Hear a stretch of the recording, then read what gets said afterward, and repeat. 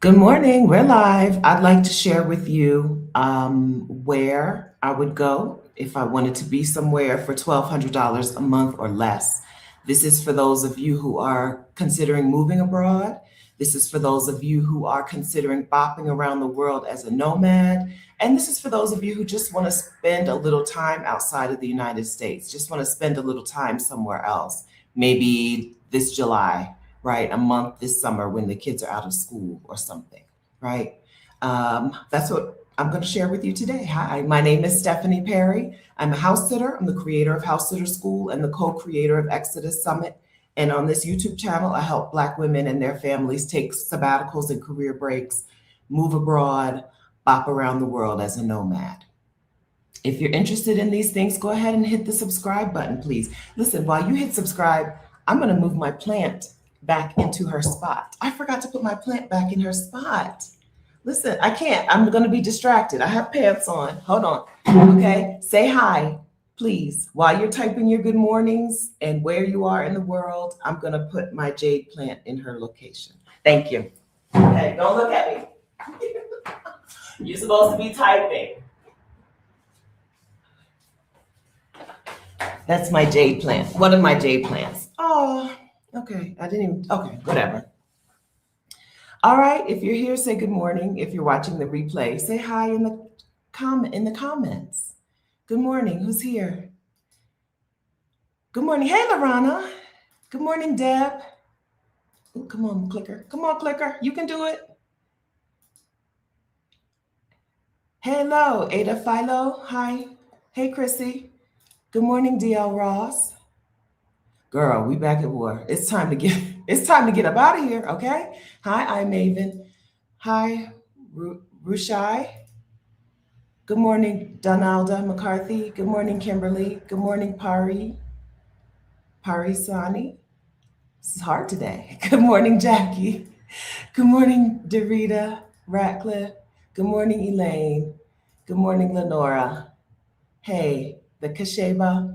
Good morning, Barbara. How's everyone? So it's February. It's the last day of February, 2026, which means that there's still a lot of cold weather to come. And it's, yeah. And so, maybe some of you are like, this is my last winter. This is the last time I'm going to subject myself to extreme winter weather. Or maybe you're looking forward to the summer and you have some free time and you want to get up out of the country. Again, whether you're considering long-term or short-term or somewhere in between, I'd like to show you some locations that I would go to if I was on a $1,200 per month budget or more, $1,200 per month or more. Mostly what I did was just look at places where you could Airbnb for $650 a month. If you can, because $650 is the new $500. Back when I was a full-time nomad before the pandemic, $500 a month was where I could find if I wanted a budget destination, I would look for places that were about $500 a month on Airbnb. And now, 2019, 500. In 2026 is more than 650. It's probably 750. But I looked at places where you can Airbnb for 650. 650 is Airbnb, which means if you're staying longer term, you can find a rental for less than that, right? 650 or less. 650 if you're Airbnb-ing just for a month, where you could find things for less than that if you're signing a 12-month lease or a 2-year lease. Okay, got it? Coffee Brown said literally, okay, my last winter. Got my visa, packing my house to move to Southwest France. Oh, wonderful. Congratulations. Congratulations. If you want to share, do you want to share if it was a tourist visa or a student visa? France is very liberal with student visas. Congratulations. Yeah, so we don't need winter weather. One thing that I learned when I was traveling around the world full time was that you don't need winter weather. They tell you you need things to die out in the winter to be reborn in the spring, but you don't need to go through that cycle. You don't have to. There are plenty of places on the planet that don't experience winter weather. They still have beautiful flowers. We don't need that in our lives anymore. I am team boycott winter. And I would like you to join us. All right, Lorana says way overrated. Okay. We don't need that in our lives. Okay. Um, Miami Beach is not too late. Okay. She says, you've been telling us for years to get out. We didn't listen. Now all this crap is happening. It's not too late. Let's work on a plan today. 1,200. Why? So why $1,200 a month? Because if you're spending $650 on rent, then you have $550 for food and whatever else you need. And if you're on a tight budget, that works. Also, why $1,200 a month? Because $1,200 a month is less than the average Social Security check. So you can collect Social Security and still, and not be tight. And $1,200 a month, because that's about $300 a week. And even if you're making $12 an hour online doing some sort of gig work, $1,200 a month is doable. I did a video I don't know, seems like it was not too long ago, but I did a video previously on gig work that you can do no matter where you are in the world. We think of gig work as like driving for Uber, but there's also gig work that you can do online. So this is 9 gig jobs for Black women to quit America. I'll share this here and I'll put it in the description later. It's not in the description yet. Copy, paste. So $1,200 a month is for people who are on Social Security, for people who are doing gig jobs, for people who just want to work part-time, right? Who just don't want to work full-time. $1,200 a month is a budget that is doable. So I guess let's just go ahead and get into the countries or the places. Again, because I did this by looking at Airbnbs, there are more places than this. Okay, these are just some places that I know of that I would put on my list. Which direction do I want to go? I guess we'll start in the Americas. So we'll start okay, so the very first one is a place that I haven't been yet. After saying these are places that I know for sure. Let's start with a place I haven't been yet, which is Merida, Mexico. You can live in Merida, Mexico for $1,200 a month, whether you're short-term or long-term, right? It doesn't have to be a long-term lease for you to be in Merida for $1,200 a month. Why haven't I been to Merida, Mexico when Black people love them some Merida, Mexico? It's hot. Okay, it's going to be 92 degrees, 93 degrees, 94 degrees, and it's only February. Okay, you have to be okay with 100-degree living for a good portion, for half the year at least, if you're going to live in Merida, Mexico. Yvette Boone Creates loves her some Merida. Okay, you have to be okay with that lifestyle. 100-degree lifestyle for half the year means you have to be okay with, plus the humidity, means you'll have to be okay with a very early morning and late night life where you go out and do things very early in the morning or very late at night. On the Exodus Summit channel, I believe, or maybe on Rashida's, either Rashida and I interviewed her on the Exodus Summit channel, or Rashida interviewed her on her own channel, on Rashida's channel. We talked to a woman who was on a adult kickball league, and they played at 10 p.m. Okay, but Merida, Mexico. So the Airbnb that I found, I think I can share my screen in a reasonable way.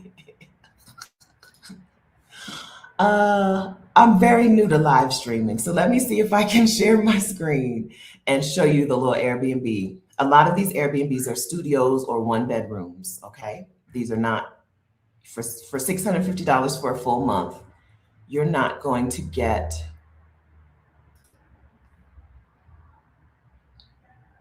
turn off the audio in case there's an ad. You're not going to get the most amazing place.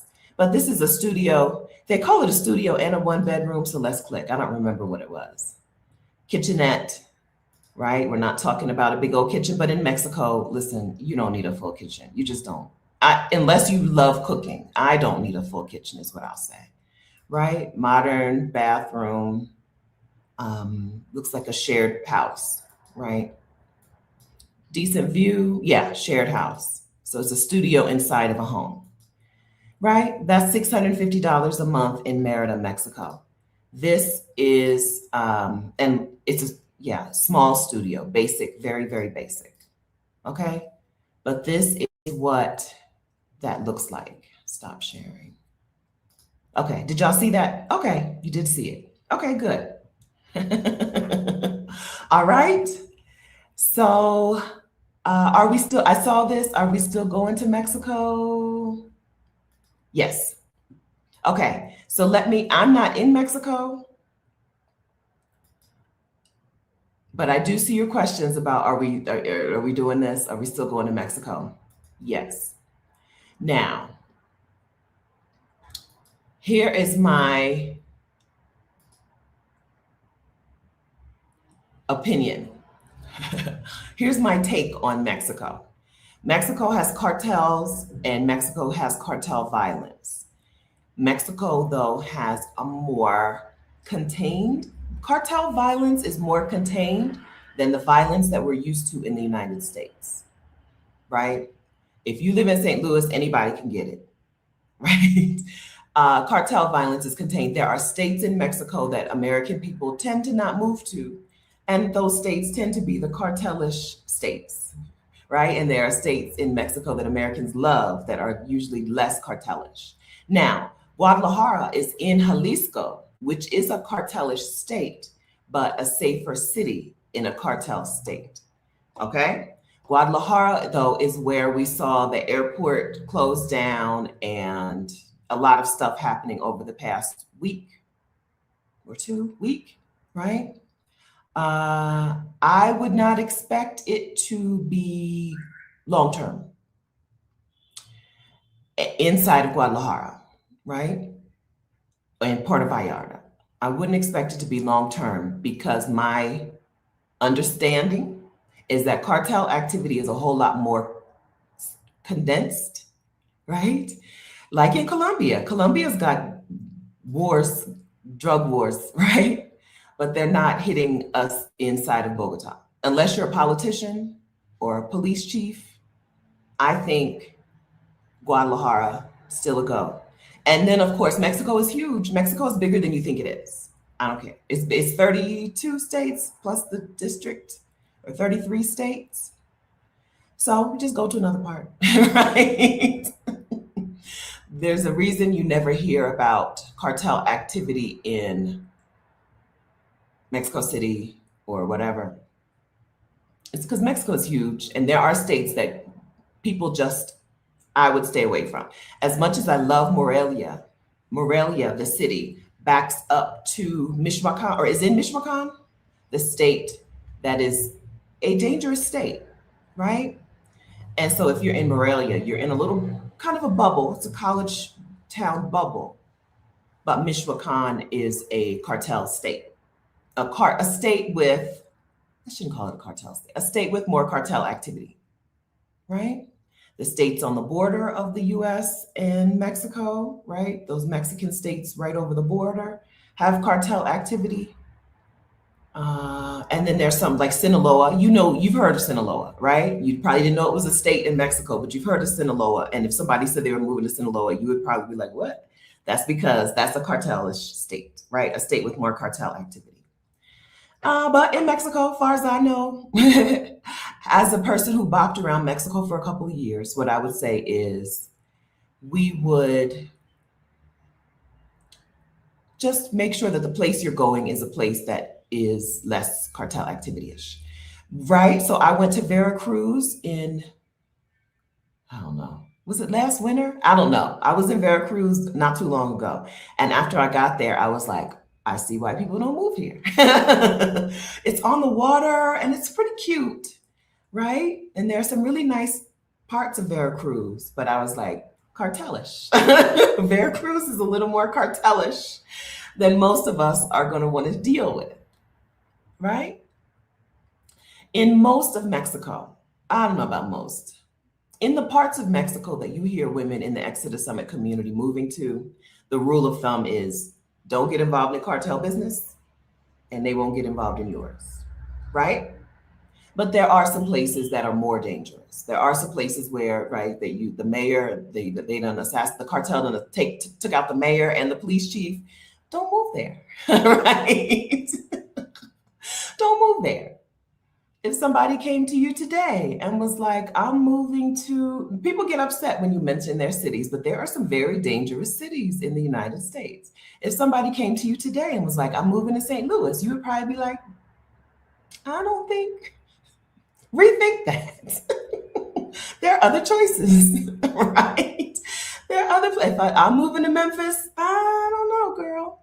I don't know. Try a different place. We're not going to discard the entire country of Mexico. We are going to find some places that are less cartelish, right? Less cartel activity. Okay. Yeah. So Diva Shay, she's in Guadalajara now. Locals say it's unusual to have cartel activity here. Past incidents were rare. Black women are doing well here, I promise. I'm a fan of Guadalajara. If you're okay with, it's not on today's list because it's not a $650 a month rent place. I don't think, as far as I know. Actually, did I even look it up? I assumed it wasn't. Let me look it up real quick. But so I'm a fan of Guadalajara. It's not for you if you want a city, like a major city. It is good for you if you want a town city. That's how I would describe Guadalajara.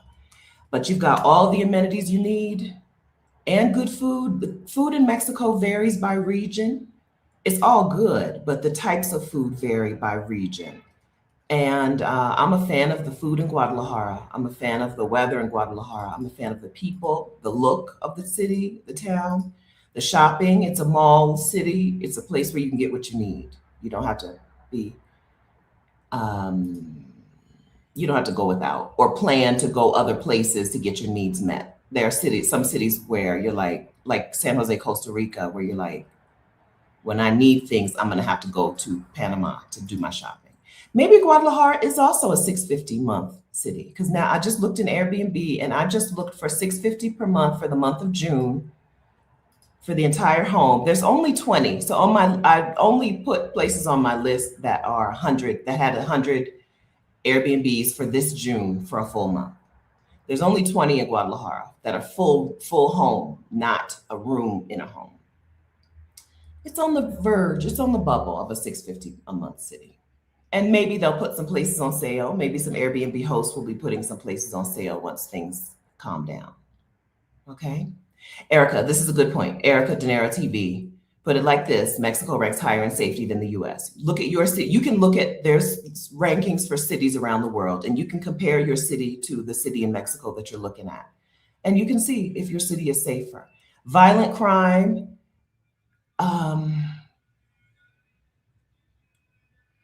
violent crime versus robberies will probably be an eye opener. I'm sorry. Everybody gets mad when you mention their city, but there are some dangerous cities. Y'all act like you don't live in a dangerous place. I lived in Wilmington, Delaware, when it had the highest per capita murder rate. I know, right? Now, it didn't affect my life at all. My little strip of a street was safe. I lived right in the heart of Wilmington. I lived in the historic Ninth Ward of Wilmington, and my little street was safe. When I first moved into my house, sometimes I would forget that the door, I had to slam my front door. Sometimes I would forget it was closed, and I would come home and my neighbors would be like, ma'am, you left your front door open today, right? Ma'am, told my dad on me. My dad came to work on the house and they told my dad, right? Just because you live in a dangerous city doesn't mean your life is completely impacted. But there are but your city where you live in the United States today probably has a higher violent crime rate than most of the places that you're considering going to around the world. Okay? I hope maybe that helps you. Is that helpful? Right? Atlanta, when I was in Atlanta, last time I was in Atlanta was what? I don't know. I don't know why I keep trying to remember months and years, but I was in Atlanta sometime in the last year and a half. And I was like, oh, my Airbnb is near the park. Was it Piedmont Park? And I was told, no, ma'am, you're not going walking in that park. Okay. This is not what you're doing in Atlanta today. I don't know, that maybe there was a time in Atlanta where you could get up early and go walking through the park, but this is not now. We're not in those days, right? There's probably not a park in Guadalajara that I wouldn't go get up and walk in the early morning or evening. Okay. Okay. So 650 cities. Merida, hot, but people like it, and it's got a decent cost of living, and there's amount of um, an amount of Americans and Black American people living there that means that you could have friends, right? Community, families like Merida. Okay, you just have to understand what hot means. Okay, a thing I learned is humidity is relative. So just because it says 90 degrees and 90% humidity doesn't mean it's going to be what you're used to. 90% humidity in Houston is different from 90% humidity in Malaysia. I've been to New Orleans, I've been to Houston in the summer. I've never experienced what 90 and 90 felt like in Malaysia. Okay? I don't know how Merida is on where Merida is on the Malaysia scale, but it's hot and it's a place you'll want to go visit. Erica says, well, your skin will love you, your hair will not. Okay? Merida, one of the safest cities in North America. One of the safest cities in North America. It always battles it out for the top 3 spots between Merida and I think Vancouver and somebody else, right? Merida, Vancouver, and I don't know, maybe just Merida and Vancouver. Always battling it out for the top safest cities in North America. Okay?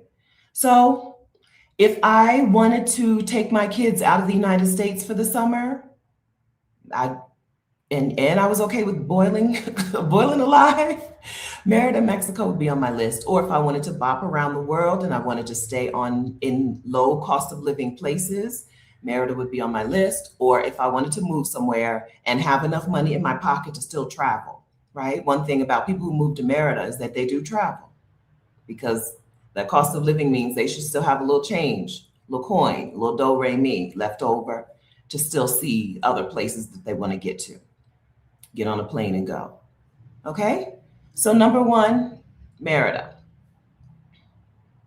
If you have questions, put a Q in front of it. You know how the screen moves. It's hard to see things. Hey, Missy, I'm focusing on rent can be $650 a month instead of $1,900 for a 1-bedroom, right? Tell me more, please. Okay. Okay. All right. Let's go. Okay. Donna Marie, Merida's attractive. Okay. So let me get back to my list. Back it up, back it up. Be patient with me, okay? I'm trying to be helpful. But I didn't organize my list by east to west or west to east, and now I feel like I want to go west to east. And so we're just gonna go west. Well, let's go actually, okay, now let's dip down to Bogota. I did not even think I was going to find 650 Airbnbs in Bogota. When I had my guest here the other week talking about Cali, Colombia, and he was like, "Oh, you can rent a place for like $400 or $500 a month." I was like, "God, Bogota's not that. This is that Cali and Bogota are 2 different places." But Bogota has Airbnbs in that price range. Let me show you. And then we'll talk a little bit about Bogota, who it's for, who it won't work for. Okay?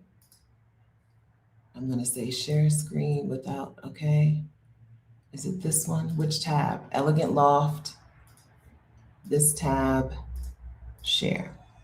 Okay? So this neighborhood in Bogota, so some of these are places that I've been to and some are not. So this neighborhood in Bogota is an area that I've been through, and it's a fine area, right? No problems. A problem with Bogota apartments in this price range is the itty bitty kitchen, but this one is at least bigger than what we saw in Merida. This is a very normal Airbnb kitchen in Bogota. I don't mind it in places like in Mexico. you're going to eat out, right? You're just going to go to the lady, you're going to just eat out. Here in Bogota, I think of Bogota as more of a place where you need to do some of the cooking. It's not a foodie place like Mexico is, in my opinion. So these tiny kitchens of Bogota are a problem, but whatever. You can handle it. You can do it. Okay, you can do it. All right. So this is 650 per month in Bogota, and they have a little rooftop public thing. A lot of the units or whatever's apartment buildings and Airbnb buildings here have like a gym and a game room. I happen to be in like the only building, the only place that I went to look at where I live is I'm in the only building I've been in that didn't have a public, like a gym in the building. I do have a little room that we can use, but there's no gym. But these things are pretty common because it's an apartment city. The apartments here are what usually, the buildings are usually well appointed. So that's Bogota, Colombia. Now, who is Bogota for and who's it not for? Bogota is crazy high altitude, higher than Denver, higher than Mexico City. It's high. If you have blood clot problems, it's not going to work for you. If you have, if you know you can't handle high altitude, it's not going to work for you. Some people just don't know until they get here, right? Some people don't know until they try, and some people will take a couple of weeks to adjust. The first time it took me probably 3 or 4 days, and then 2 or 3 days the next time, and then less than a day the next time, and then a couple of hours the next time. This last time when I came back and I was sick, it may have been altitude, but also some other stuff mixed in. But Bogota is high in the sky. So it's not for you if you know you can't deal with high altitude, okay? Bogota is not for you if you want sun and if you want warm weather. This year round, the high in Bogota is about 65 degrees. All year round, the high is 65. You may have noticed that I be wearing polyester. I had given up all my polyester stuff was just in the back of the closet. I was never traveling with polyester clothes because places I were going were not polyester friendly. I'm not breaking out into a sweat just sitting down, right? But I broke my polyester back out in Bogota because I can wear it. 65 all year round. There's rainy seasons and dry seasons. Rain comes and goes here in Bogota, but it is not for everyone. If you're not going to enjoy a 65-degree day, you're not going to enjoy it, right? Now, the sun is out today. Yesterday, I went out for my little, we're doing the Lola Challenge in Puerto Rico. We're doing a race in Puerto Rico where one day we want to run a 5K. The next day we run a 10K. And then the next day we run a 20K or half marathon. It's called the Lola Challenge, and some of the women in the Exodus Summit community are doing that. And I'm on the couch to 5K plan. And I'm just repeating week 2 right now until I can move myself up to week 3. And I went out to do my last day of week 2 yesterday, and I was like, it's too hot. It was like 67. But the sun is right here. The sun is really close. We're in Colombia. The sun is close, and it just felt really hot. There were no clouds in the sky yesterday, and there was more people. And because the sun was out, everybody was in the park, and so it was really crowded, and I couldn't do my couch to 5K. I couldn't do my week 2 run. So I may do it today, or I'll just wait and do it tomorrow. Tomorrow they shut down. Sundays, they shut down a lot of roads and do a lot of open air spaces. Ciclovia for bicyclists and runners and skaters and whatevers to run around, to be out in the street. The streets are open for that kind of thing and closed to cars. Lola Challenge in Puerto Rico is the first weekend in November. If you're in the Exodus Summit community, there's a channel in there. We're going to do it together. There's some women who are going to do it together. I already have my ticket and I have my hotel. If you're coming, you may want to hold off on the hotel because Sierra Be Moving on Instagram has a running club and she's trying to negotiate some hotel rates. I didn't want to fool with that, okay, because I like what I like. So I booked my hotel already for the Lola Challenge. in Puerto Rico. And I love, this is the first winter I didn't make it to Puerto Rico. In not the first winter. It's the first winter in 4 years, I think, that I didn't make it to Puerto Rico. I'm trying to find my links to give you the link to join the Exodus Summit community so that you can see the Exodus Summit channel for the Lola Challenge. Here it is. Copy, paste. But Sierra on Instagram is a running influencer. She always be like, you ever seen a big body Benz? She runs at marathons at about 225 pounds, right? She's about a deuce and a quarter. And she has a running club with a lot of Black women. I don't think it's only for Black women, but it's a lot of Black women in her running club. And so she's the one who I heard about the challenge from on Instagram. You know how it is. I feel like I know her. She don't know me, okay?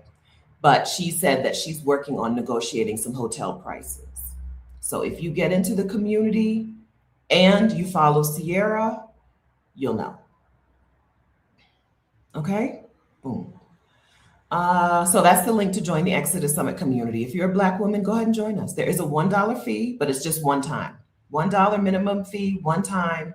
Join us. You'll be notified about our events and things, including the Bogota meetup that's happening in April. There's an art week in Bogota, Art Bow. So I'm going to host an Exodus Summit meetup during that weekend so we can do art things together. Normally when you come, we just eat. But next time we're going to do art things. I don't know. Listen, go to Instagram, Sierra Be Moving. I know Sierra is hard to, Cierra. There's so many ways to spell Sierra. Let me find her Instagram and then you'll be able to find her club. Cierra. Oh, you got to go to search. Sierra Be Moving. Copy. Because she's got a running club in 2 different cities. I assume one is in Atlanta because everything is in Atlanta and somewhere else. And Rashida says, listen, Playa del Carmen meetup is on Monday. All right. It's not too late to book you a ticket into the Cancun airport and be at the Playa del Carmen meetup on Monday. Get inside the Exodus Summit community, go to events in the sidebar. We left Facebook, so we're in a platform where it's easier to find things. We go to events in that sidebar and get yourself to an Exodus Summit meetup. Okay, so Bogota was the number 2 or ACE, the second place we talked about. Who was it for? Bogota, I think it was good for a short visit, like a month. I didn't mean a short, but we're talking about some people are coming for a month. Some people are going to be bopping around. Some people are going to move there, right?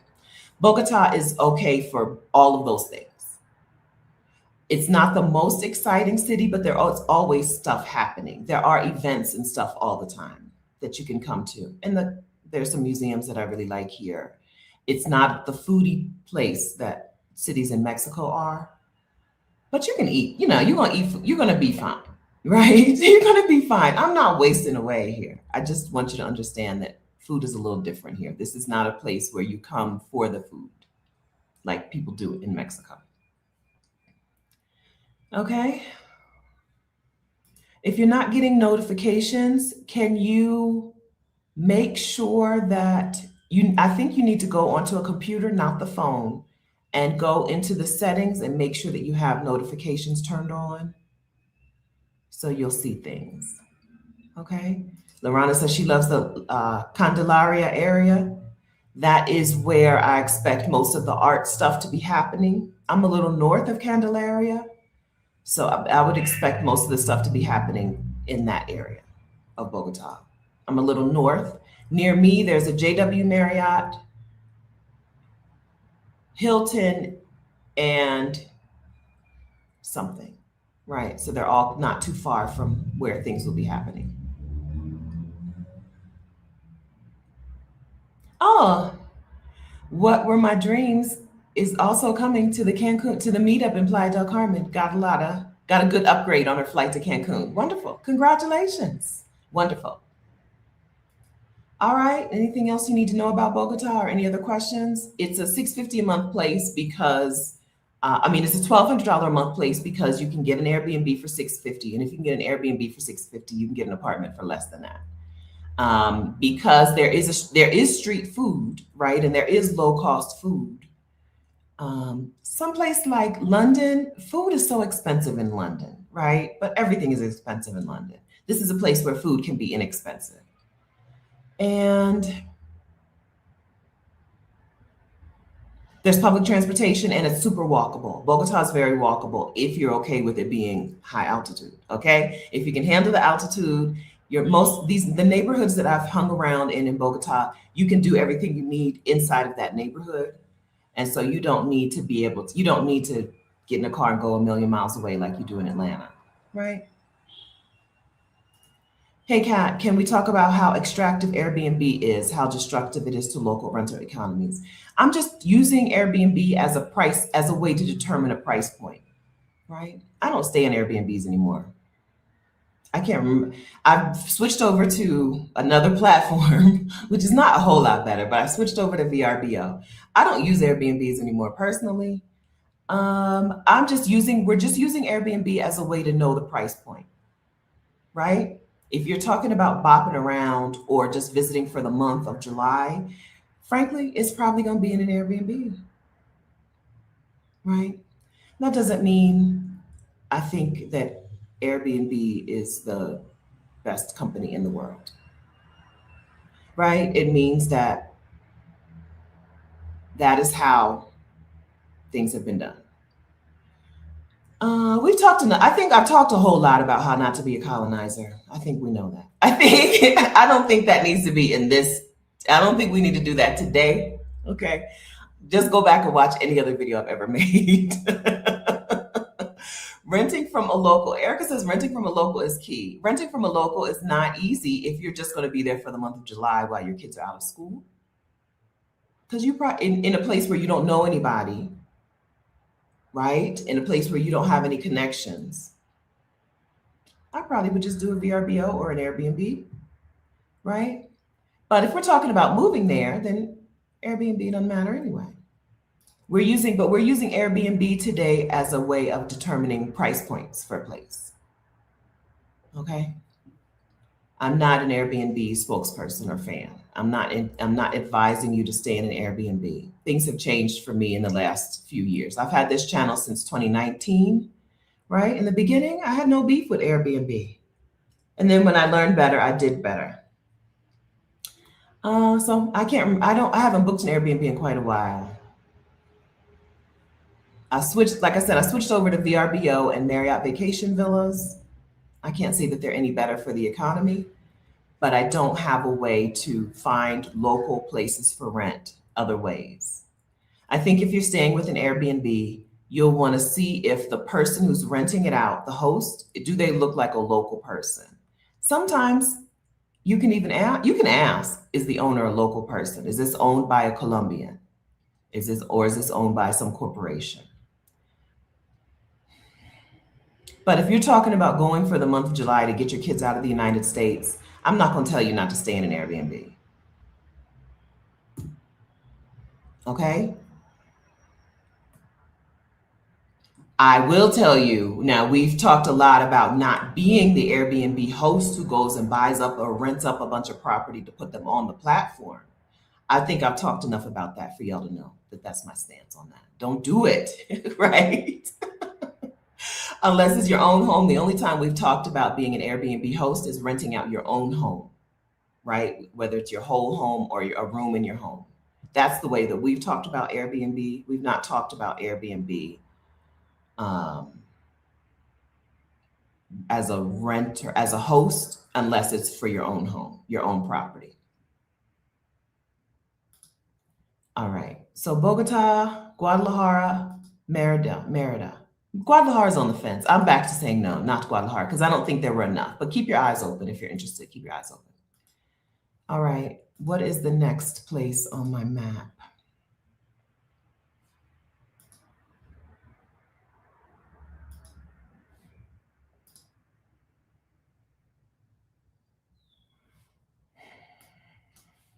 Okay, so we went to Mexico, Colombia. What's over here? Oh, Cuenca, Ecuador. Lorana. So Cuenca, Ecuador. Cuenca had quite a few places, surprised me. Cuenca is not on the water in Ecuador. It's a more inland part of Ecuador, but it looks pretty, and I think it looks prettier than Manta. I've been to Manta, Ecuador. I've not been to Cuenca, Ecuador. Cuenca looks prettier from pictures. Okay, I ain't been there, but it looks prettier to me than Manta looks. All right, so we go to, I'm gonna say this out loud every time because I'm not gonna remember how to do it.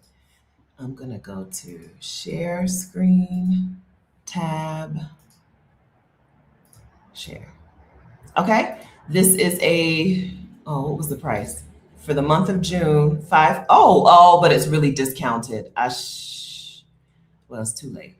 This is super, super discounted. This is not indicative of a normal month in this particular Airbnb.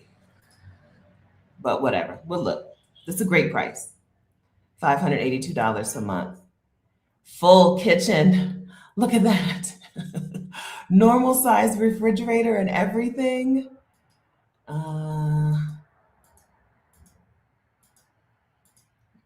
What is that? 3 bedrooms? Yeah, this is not indicative of a normal 3 bedroom in Cuenca. Little outdoor patio type thing, washer dryer, off street parking. Let's see. I don't have any other Ecuador on my list. That's a significant discount. It's almost 25% of the normal price. Oh well. But Cuenca, okay, so that's not the other stuff you see in Cuenca is not going to be that, but that's that, okay? Cuenca is Ecuador is for, I think Cuenca is also for a short-term or long-term stay. I think short-term people who go to Cuenca are going there to relax and rest more than they're going to see and do. My impression, again, I have not been to Cuenca yet. Danielle, are you here? Danielle went to Cuenca recently, maybe this time last year, and she stayed in Lorana's guest house. I think we would call it a guest house. Lorana Hughes, and I remember seeing what they were doing, but it was like I went to the store, I did this. It wasn't like I did these exciting things. So Cuenca, short term or long term, but I think it's more laid back. Ecuador is opened, like Ecuador makes it easy to move there. Yes. Lorana's program is Gangsta Grannies Global. Gangsta Grannies Global. How hard is it going to take me to find the link? And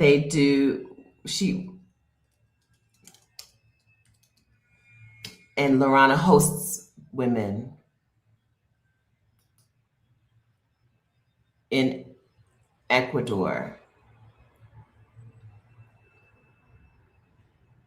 for healing and community and work exchanges. I'm not doing a good job with this. We talked to Lorana on the Exodus Summit YouTube channel a while ago. Maybe it's best if I give you the link to Gangsta Grannies Global and the YouTube channel, the YouTube video.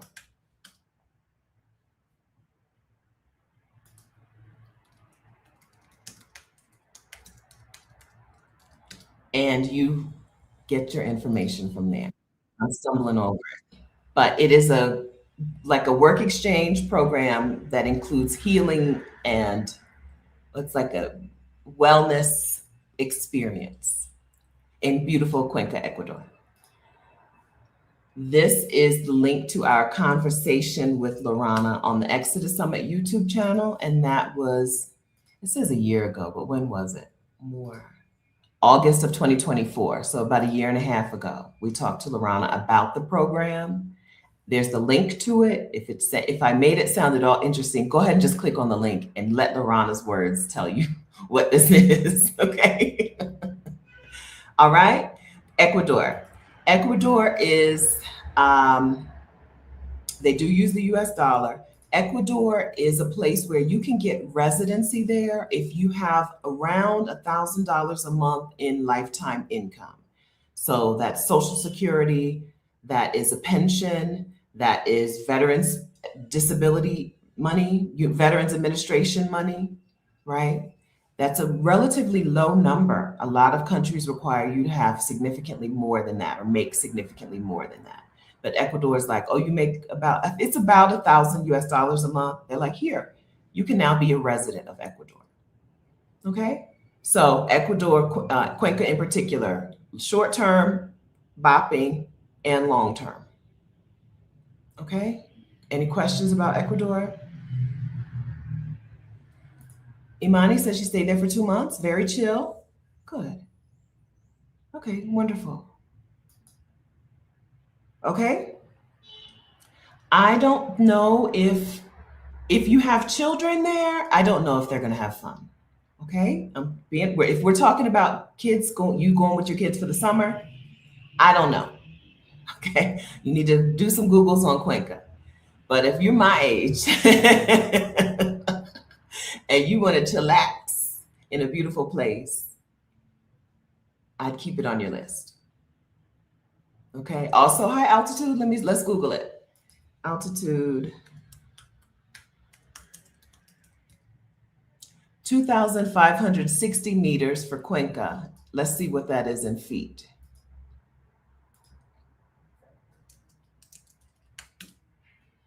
Ooh, 8,400 feet. I think that's higher than Bogota. Bogota's 8,600 feet. So Cuenca and Bogota, okay, that means, yeah, it's high altitude. This is another place where you need to either know that you can handle high altitude or be okay with switching your plans up if you get there and you cannot adjust. Girl, it's in the sky, okay? Cuenca and Bogota are in the sky, 8,300 some feet, 8,600 some feet. That's up in the sky. Let's compare that to Denver.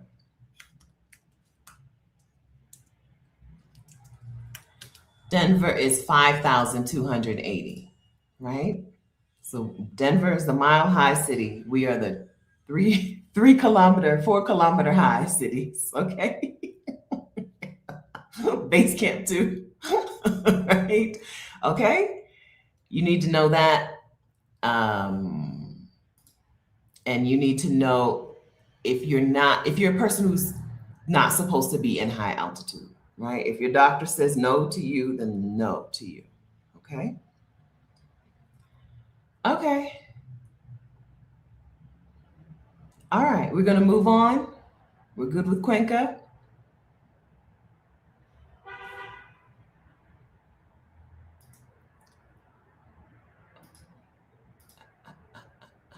Let me get back to my list. Okay, and we're going west to east, kind of, but then we did a little dip. What's down here? Oh, Lima, Peru. Lima. All right, Lima, Peru. Because we're in South America, we're just in high altitude cities. Understand? Okay, I think Lima might be the last high altitude city on the list. Lima, Peru. All I know about Peru is what Adelia told me in her video. So maybe I should link to Adelia's video on Peru. How many times did she talk about Lima? Picky girl travels Lima, Peru.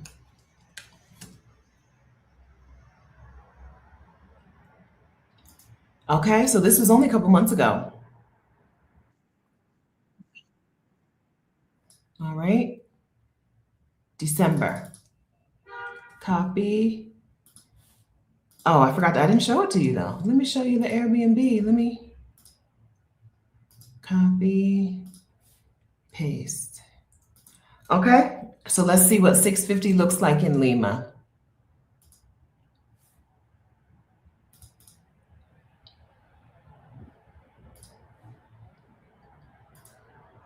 Because some places 650 is a studio apartment, some places 650 is more than that. I think it's this tab, share. Okay, so in Lima, 650 in the month of June is one bedroom. Another itty bitty kitchen, right? This has their oven is, I mean, their stove is just a burner, a hot plate. But it's a true one bedroom, looks like. And there was an air conditioner unit. And then there's an outdoor space, washer dryer. Dryer for a fee. Washer is available for a fee. I've never seen that before. 6 hours once a week. Okay, might be cheaper. Who knows what the fee is? It might be cheaper just to take it to the lady. 10 steps away is the mini market. All right, show us the house. That's all we get at the house. Okay, that's all we get at the house. Okay, Lima, Peru. So, oh, Lima's on the water. Yeah, let me look. Let me Google it. Let's Google the elevation. Since we're doing elevation, let's Google Lima's elevation.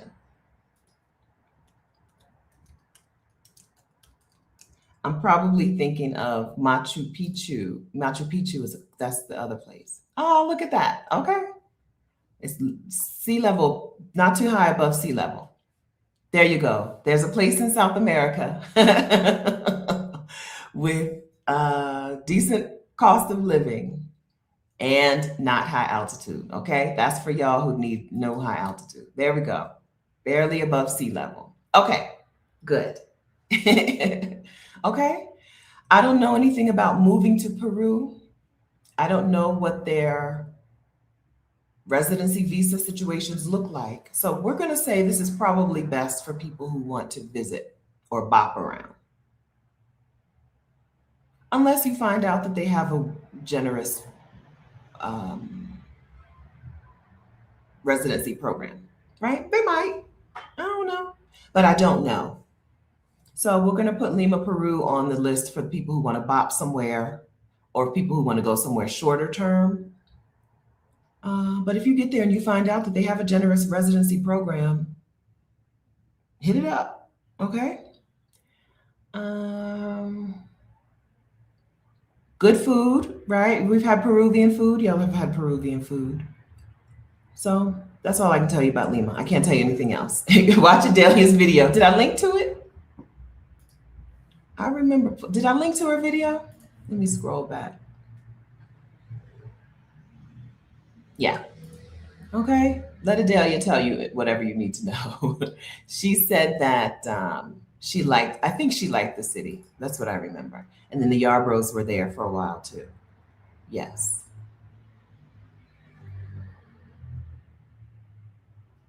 All right. We ready to move on? I'm ready to move on.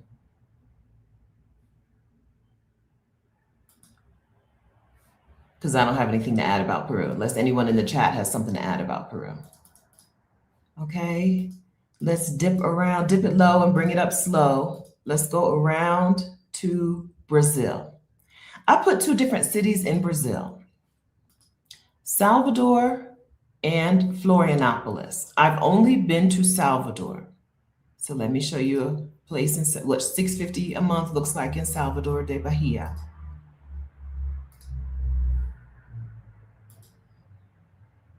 This is that, share screen.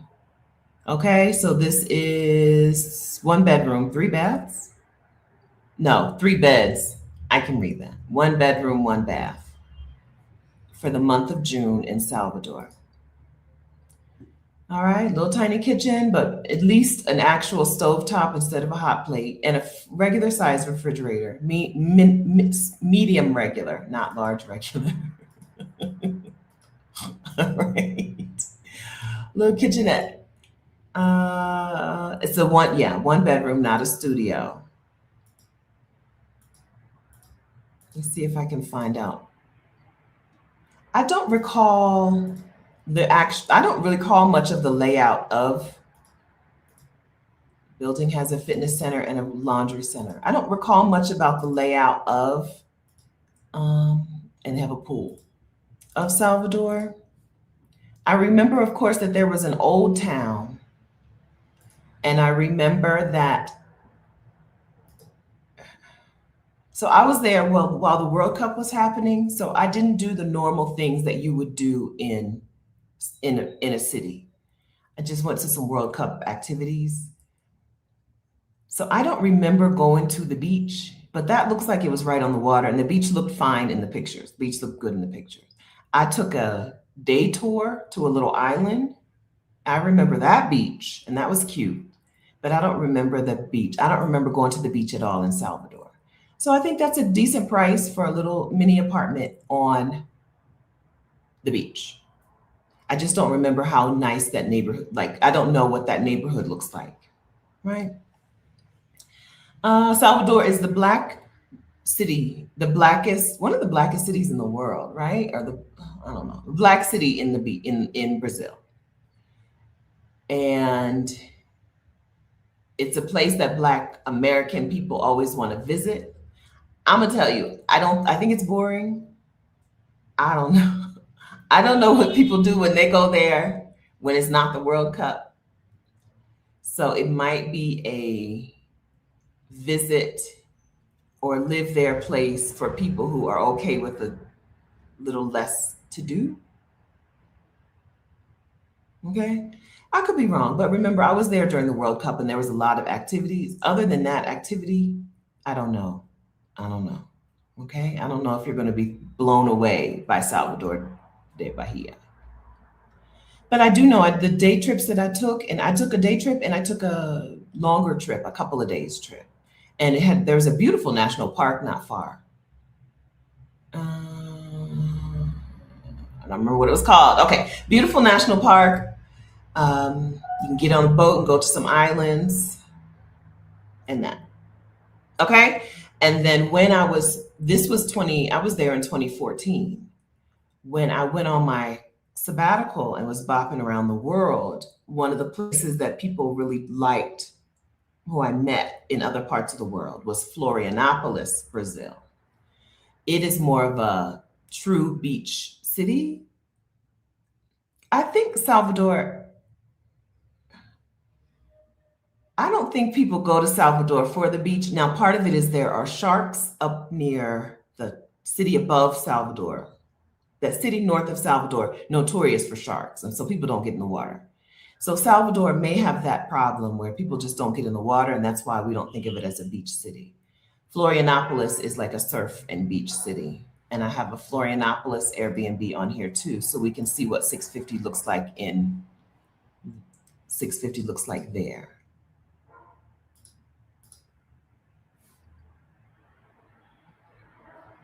Or maybe I didn't. I thought I did. Oh, Florianopolis. It's much further south, which means the seasons are more extreme, right?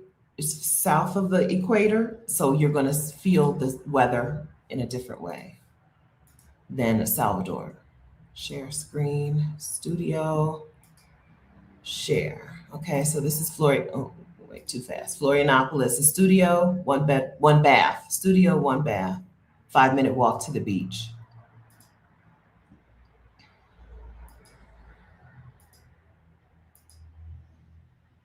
It's very small, very small. Microwave and a kettle is your kitchen. This is the extent of the room. It's very small, right? Basically a hotel room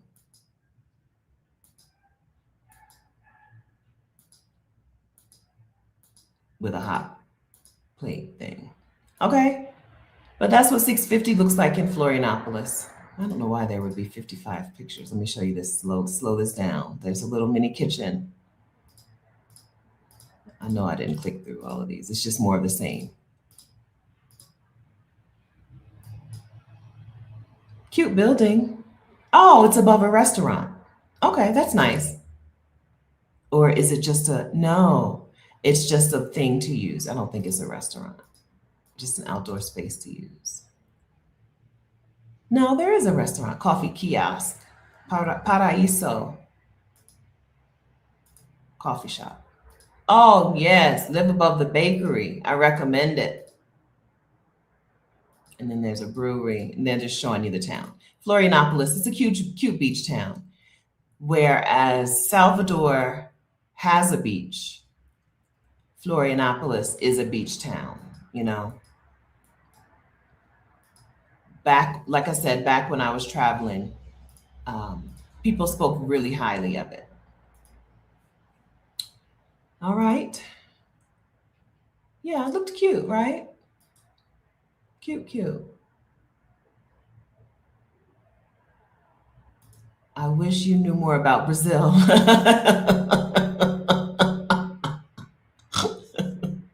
Maybe I'll find somebody to talk about Brazil. That was not good info. Maybe we'll find somebody. If somebody knows Salvador, info about Salvador or another city in Brazil, come on and share with us. That's all I know. I know that people loved it. When I was traveling around in 2015, 2016, there were some hot spots that were budget friendly that people loved to go to. And it included Florianopolis. It included Bocas del Toro in Panama, which I think is now overpriced. I shouldn't say overpriced, but it's more expensive than it was. Florianopolis is still in the 650 Airbnb range. I don't think Bocas del Toro, Panama is. There were some places that were like the buzz that I just didn't get to.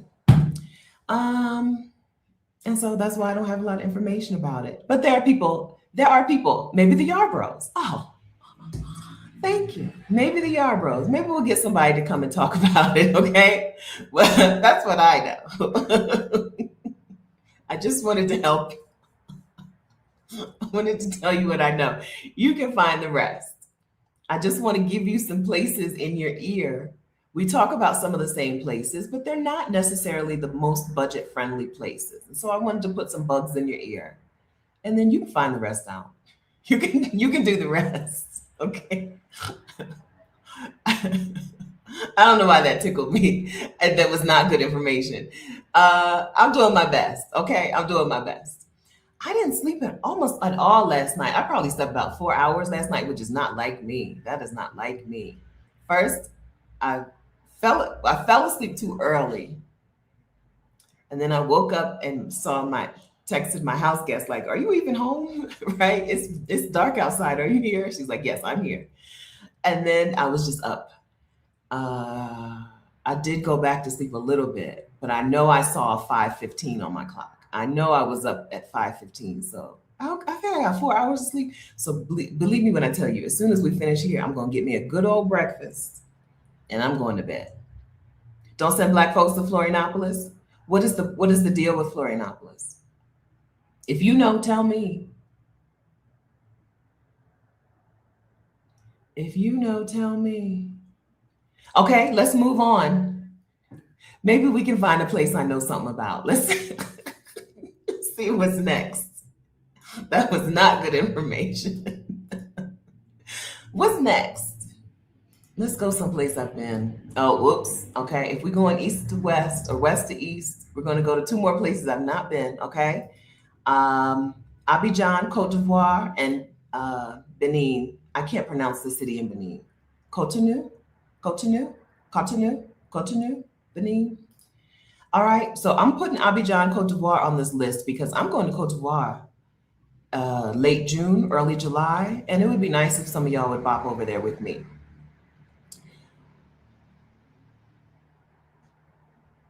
Let's see what 650 looks like. This is a one bedroom. Let's see what 650 looks like for the month of June in Cote d'Ivoire.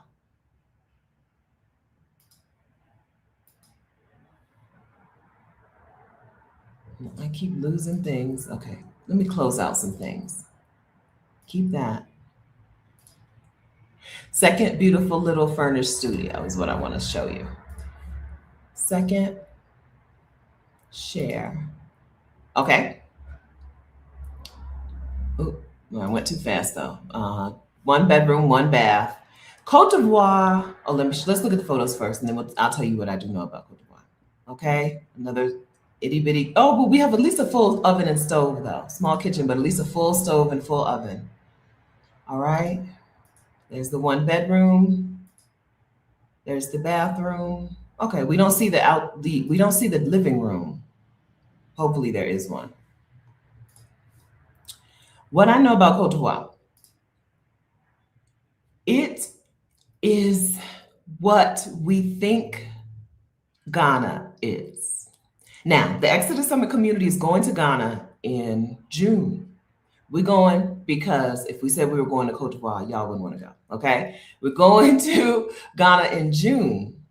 I want to get some clothes made personally and visit a place where a lot of us have some roots, right? Some ancestral roots. We're going to do a nice meetup there. And then once that meetup is over, I'm going to get on a flight and I'm going to go down to Cote d'Ivoire because I think that's what people think Ghana is. I think Cote d'Ivoire and Benin are what Ghana was a while ago. Ghana is going to be beaucoup expensive and yeah, very, very expensive. Now, I'm going to say something that is going to also upset some people, but this is what I had heard, okay? Okay, what I heard was because Cote d'Ivoire because the colonizer stayed stuck around in Cote d'Ivoire longer than the colonizer stuck around in Ghana, there are more systems in place or more there's better infrastructure in place. Oh, thanks, Rashida. Remind me, let me start that. Okay, that's what I had heard. Because the French were in Cote d'Ivoire longer than the British were in Ghana. That's what I heard, okay? Cote d'Ivoire has a better infrastructure. I'm gonna find out for myself, okay? I'm gonna find out. But we're meeting up in Ghana in June, 21st through 30th, approximately. Like I said, I may leave a day or two early to get to Cote d'Ivoire. My birthday is July 5. I don't have my flight yet, so I'll leave probably the June 30th or July 1st, probably, but maybe a day or two earlier, and fly into Cote d'Ivoire and probably stay a week. I don't have that part planned. I have my Ghana mostly planned. I have my Ghana flight, I think, and my whatever. But Cote d'Ivoire, don't have that planned yet. In Abidjan, in the city, is supposedly a more, I use the term watery, okay? I'm from Delaware. I would call it a more watery place, a place where there's more boating and water activities. And so, yeah, I'll let you know. I will let you know, Ashley. Okay. I'll let you know. And then you're saying, look at the comment from,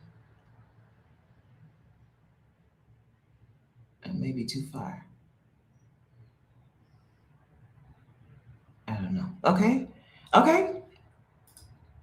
Now, the Exodus community hosted an international meetup day in October, and we decided to run it back.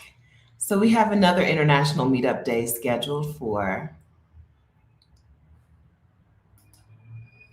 first, there is one in October. We're going to make that an annual one, but there's also one in the soon. When did we decide? Let me find my notes. Where are my Exodus Summit notes?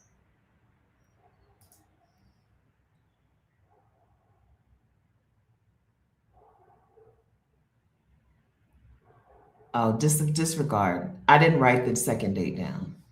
I don't know the answer, so I don't have any answers. But there will be an international meetup day also happening soon. Is it during the Ghana trip or is it during a different thing? I don't know. I don't know. I don't have an answer. Okay. Luxside Texas, she's been doing research on Cote d'Ivoire for a long time. Um, oh, then I don't have it. No, if I didn't tell you, I don't have it. I must have a Portugal. Yes. Okay. So we're going, it's all coming back to me. Okay. Listen, I didn't sleep and I'm 51. Okay. And a half. Things are, it's, I have my flight to Portugal because first we're going to Portugal. Rick and Halisi, Our Black Utopia. I should say Halisi and Rick from Our Black Utopia. They are doing a meetup for Juneteenth. So we go to Juneteenth in Lisbon. I have that flight. I'm pretty sure because we booked our hotels together, right, Rashida? I have my flight for Juneteenth, and I need to get my flight down to Ghana from Lisbon to Ghana, and I couldn't decide. Yeah, I can't. I got stuck doing the research on that portion because there is direct on tap. I think Air Portugal, but then did I want to just take Turkish Airways?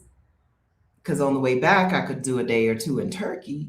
I don't have any answers. So no, I don't have it. I don't have it, Rashida. Don't worry. I would have told you. I wouldn't do you like that.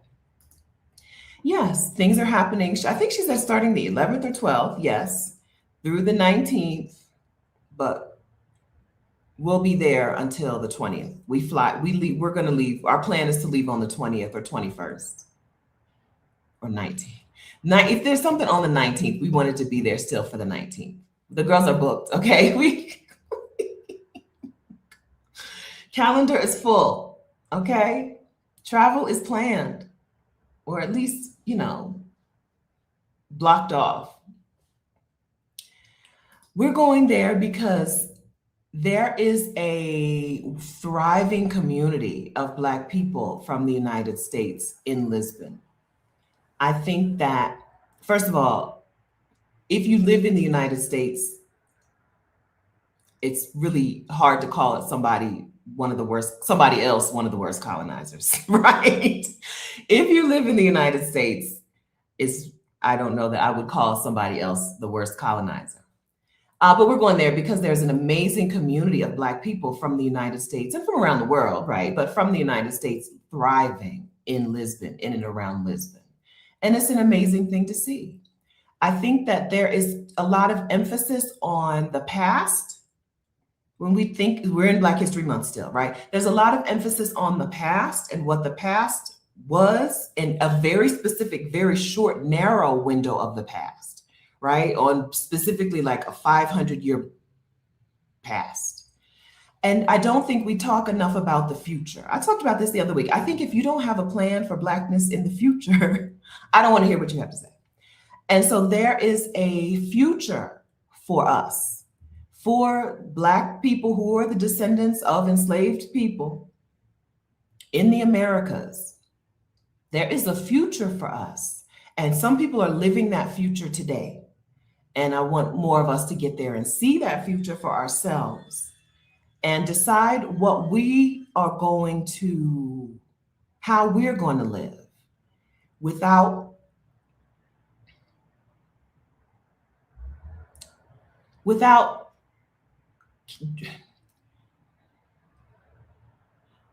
don't get mad at me, without dragging our chains with us, right? Without dragging the chains around our ankle. Just be free. If the world owes us a debt, which they do, the world owes Black people and the descendants of enslaved people, the world owes us a debt. The entire world benefited from the enslavement of our people. If the world owes us a debt, where in the world are we going to go and get our reparations? Right? If it's not financial, if it's not cash money reparations, can it be peace reparations? Can it be joy reparations? Can it be sunshine reparations? Can it be art and creativity reparations? Where are we going to go and live? And then not just reparations, because I just said we don't want to drag the chains with us. Not just the reparations. Where are we going to go and live our lives and be free?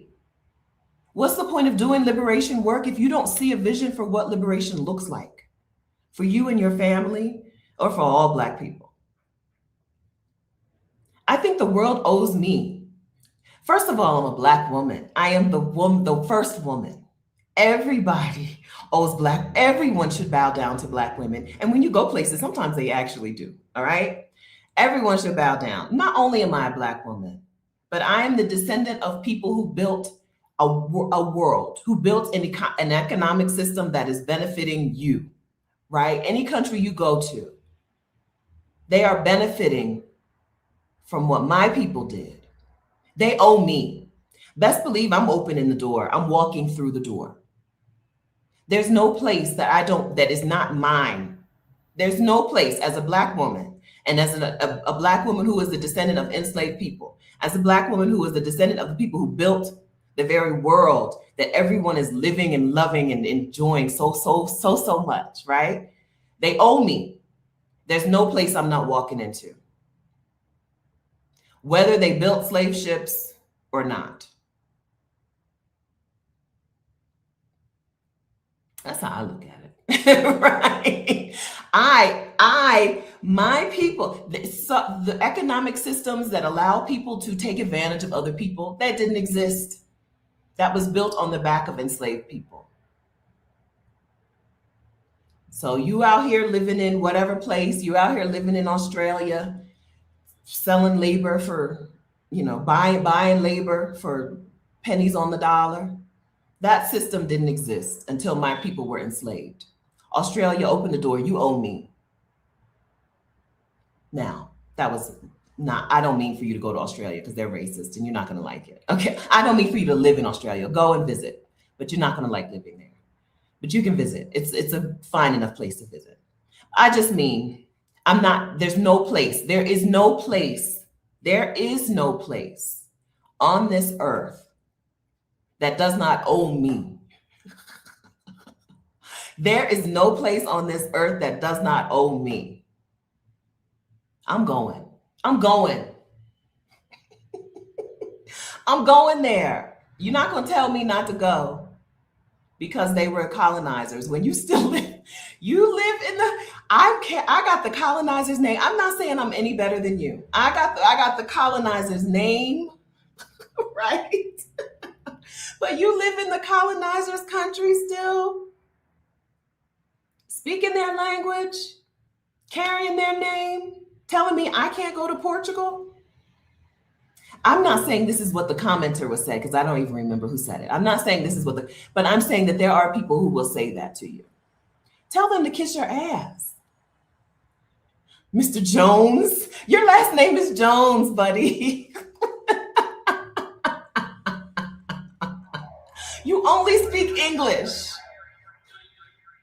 Your neighborhood is called Greenleaf Plantation. I've been to South Carolina and North Carolina. I know y'all live in neighborhoods called such and such plantation. I've seen it. And you're going to tell me where I can't go? You're working for the prison system, buddy. You put your uniform every day on and you go work for Slavery 2.0. And you're going to tell me where I can't go? Get out of my face. Get out of my face. I sincerely believe that the world owes me double time, right? As a Black woman and as a descendant of enslaved people, which is two different things. I think the world owes me. I'm going to see the world. Okay. I'm going. to see my world. Okay. That's how I live my life. And I'm not going to choose places based on their role in the slave trade when, girl, you live in Georgia. You living in Georgia. Talking about I can't go somewhere because they were involved in the slave trade, please. You're not serious. You don't mean it. You're so unserious. I don't have to listen to that. And y'all don't have to listen to that. Okay? Yes. R. Jennings, I enjoyed my trip to Australia. Yes. Go. It's awesome. It's really cool. It's like weird but familiar. It's a strange place.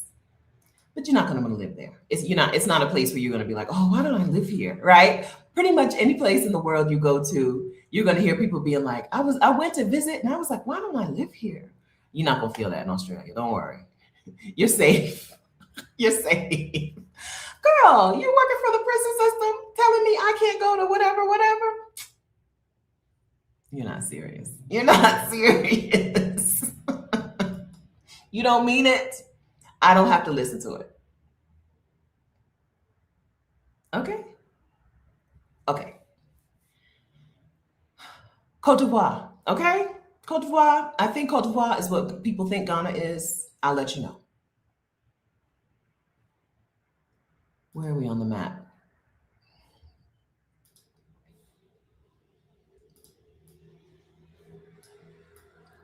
I had nothing. Oh, okay. Cote d'Ivoire, Benin. Benin has this. When I saw Benin on the map, I was like, good, because this will give me a chance to say this thing, even though I've said it before. Benin has gone public saying that they are giving citizenship, I think citizenship, to some descendants of enslaved people, or to some, no, I think just to some people in the diaspora, right? I think I would like for one of y'all to do it and see how it works out. I think having a second passport would be helpful in these trying times. I think Benin, a passport that is not the strongest passport in the world, is still a good second passport. It's probably not a good, like, only passport, like renouncing US citizenship, right? I don't think it would be worth it to renounce US citizenship to get a Benin passport.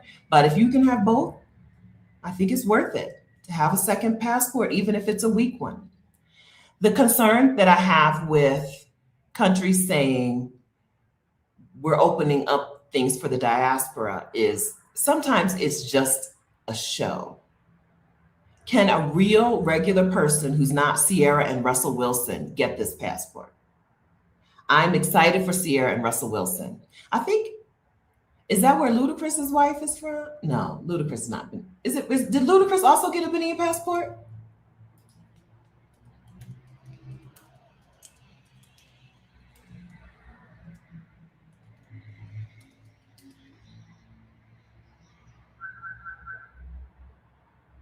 This says he got Gabon. Are they close? Are they neighbors? I believe they're neighbors. Nope. Gabon is south of Cameroon. Okay. I think it is worth it to see if you can get it. Right? I think it's worth it to see if you can get it. But I can't imagine that it's as open door as they make it seem. Right? I think it's for the rich and famous, or connected, rich and famous people or connected people. Ghana recently was like, if you're living here, if you prove that you've been living here, we can help you with permanent residency or citizenship, but you had to have already been there. So that was helpful.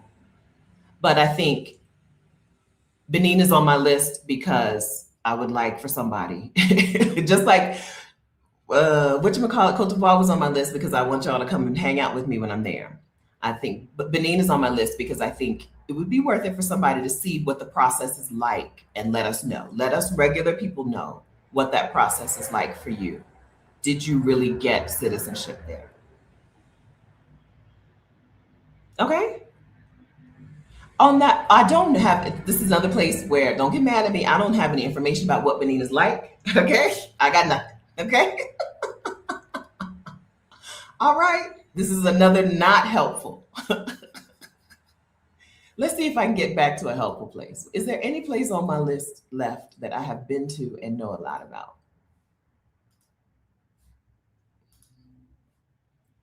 Where are we at? Oh, I put a little, there's a little town in France that, so this is not, this one is not telling you that this particular town in France is the move. This is telling you that there are places where even if the country is not a notoriously cost effective option, there are still small towns in those places where if you're a small town girl, you may find what you're looking for, right? This is France and this is probably Italy. And you know, some of these places that you want to go to, there might be some smaller town. If you're talking about, I just want to get my family away for the month of July or June or whatever. There are some places in countries that don't have a reputation of being inexpensive. You can still find some small town stuff there. So let me see if I can share this France. I can't pronounce the name because listen, my français, the way I parlay français,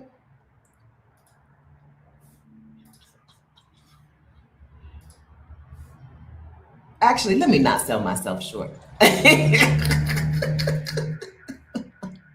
Je ne sais pas. Is that it? Je ne sais pas français.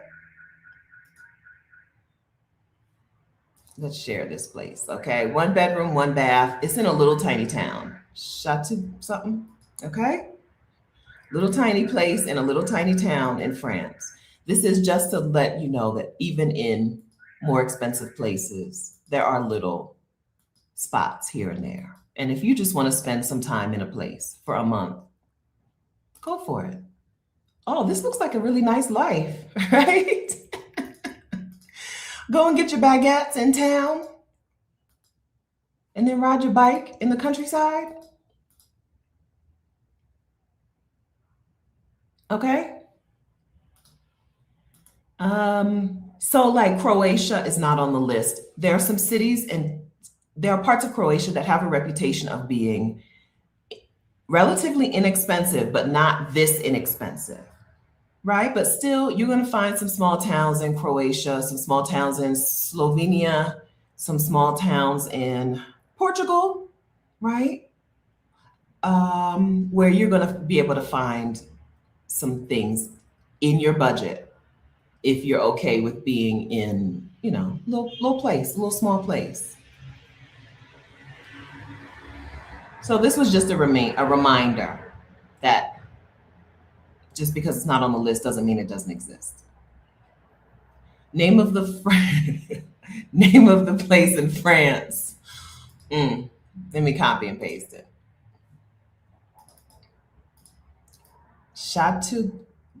Chateauguay, copy. I never took French. Paste. Okay. So I can't tell you every small town where you can find the things a good price, but I can tell you that there are small towns where you can find a good price. You're going to have to look around. Okay. I don't even know what airport, like where is this place? Let's see if we can find out what city this is closest to. I didn't even look. I didn't look. I just found a couple random Airbnbs that were not far from Lyon. So you could fly into Paris and take the train down to Lyon, or you could just fly into Lyon, Lyon, not too far from Lyon. Lyon, my mom and I passed through there on the month of Connie, April of 2024. Was the month of Connie April 2024 or 2025? We passed through Lyon. I know all I can tell you about Lyon is the streets were hard to drive on. Like the markings in the street made no sense to me. It's the only place I've been where I'm like, I don't know what to do. I don't know where to pull up for the red light. I don't know where to stop. I don't know what to do here. Driving in Lyon was a nightmare. That's all I know. That's all I can tell you about Lyon. France, though. France, good for short term, long term, and bopping. France has some good visa options that you may not know about. Some European countries have freelancer visas and entrepreneur visas that are helpful. France also is very liberal with their student visa, right? If you're studying French or baking or perfumery for 91 days or longer, you can apply for a 1 year student visa, right? Sign up for school, go to take French classes for 91 days. You have a year as a student. And when you're in France as a student, you have access to their universal health care, their social security system. They make you sign up for their social security system. You don't have to believe me. Ben says France's student visa is amazing. Okay? All right. If you need somebody else's word on this, it's true. Oh, Coffee Brown, that's why you're moving to France. Okay, I asked you, but I don't remember you saying, I didn't remember to look for your answer about what you were going to do there. All right. France is not out of the question, whether it's because of the visa situation or the price. It's not out of the question. Okay, get your Julia, seriously, get your Julia Childs on Instagram. We follow Delights by Dawn. That's exactly what she did. She went to somewhere in the south of France and studied pastry stuff. She's a baker from the US, right? Find something that you're interested in studying and see if there's a student visa, not just for France, but for other places. Rashida's doing a session. Listen, my brain is like almost there. I'm almost together. Rashida's doing a session in the Exodus ASAP membership on this coming Thursday, March blank, fill in the blank. On Thursday, Rashida's session is on residency visa options that you might be overlooking, right? We talk about the big four. We talk about Mexico and Panama. Who would the big four be? I just said big four, but I don't have four. Mexico, Panama, Portugal,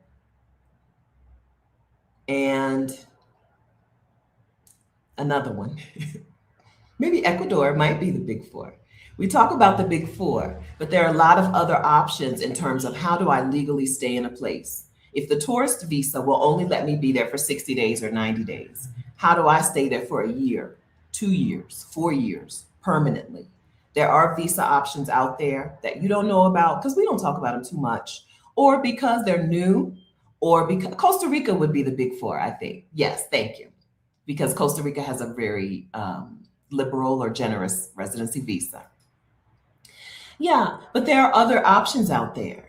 And so if you're interested in coming to this session where Rashida's going to break down some of these other options, join us in the Exodus ASAP membership at exodusasap.com. Her session is on Thursday, probably 7 p.m. Eastern time, maybe 8 p.m. Eastern time. Okay. I like having my residency to Mexico. I like having that. But I'm also working on a digital nomad visa here in Colombia. I think it's really, just like we said, it's really helpful to have a second passport, right? It's really helpful to have a residency visa. It's really helpful to have a country say, come on in, sis. Come on in. Come over, right? That's how it feels having a residency visa. It's not as undoable like a passport, right? Citizenship in another country is solid rock. But a residency visa is not, it's not sinking sand, okay? It's whatever is in between solid rock. And it's wood, right? I'm on a wooden pier or platform. I'm not on solid rock, but I'm not on sinking sand. So Exodus, that's what I was doing, getting the link. Exodus ASAP. If you want to get your peace out protocol together, right? Rashida and I coach the peace out protocol. We coach the steps on leaving the country, whether you're talking about leaving for good to move to a place or leaving for good to bop around a place or leaving for a little while and let's see what happens. If you want to get your plan together and it seems like too much work today, it's because you're trying to do everything yourself or because you don't even know what to do. So you're welcome to join us in the Exodus ASAP membership if you're a Black woman, Black women only. Okay? That is where we do the coaching. I want to get the link for you, but I'm not struggling. I'm doing great. I am struggling. Okay. In March, which as you may know is tomorrow, okay? In the month of March, in the Exodus ASAP membership, our members are working on their do-it-yourself caravans to get residency.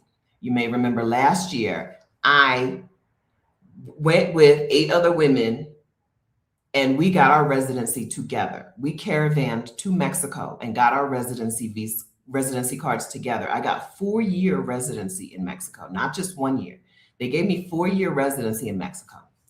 Now, y'all are going to do that together, right? Without me, without Rashida, because we got ours, frankly. And because that form of residency that form is not as doable anymore. That residency through regularization is not as doable, right?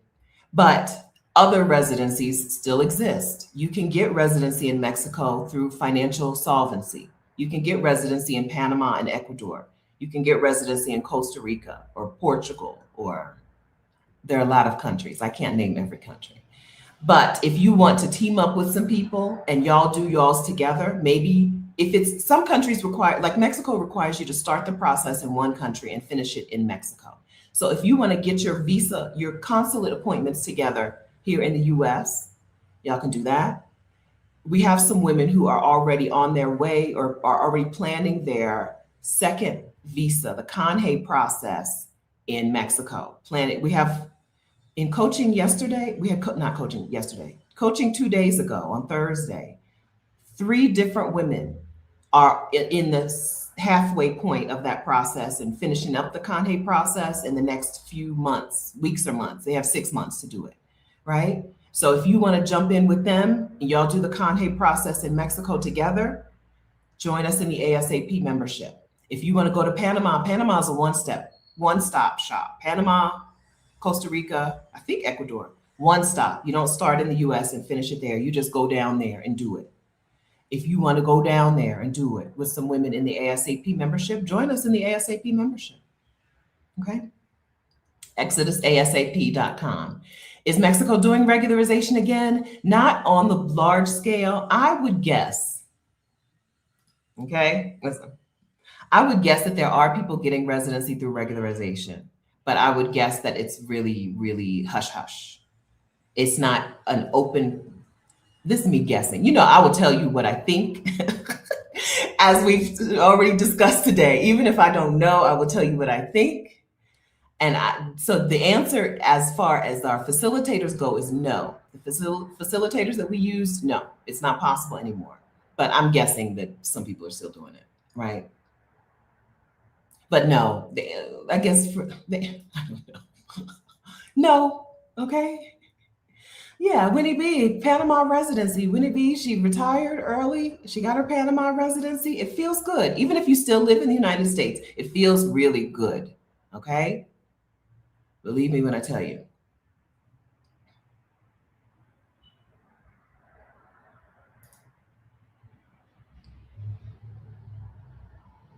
Okay?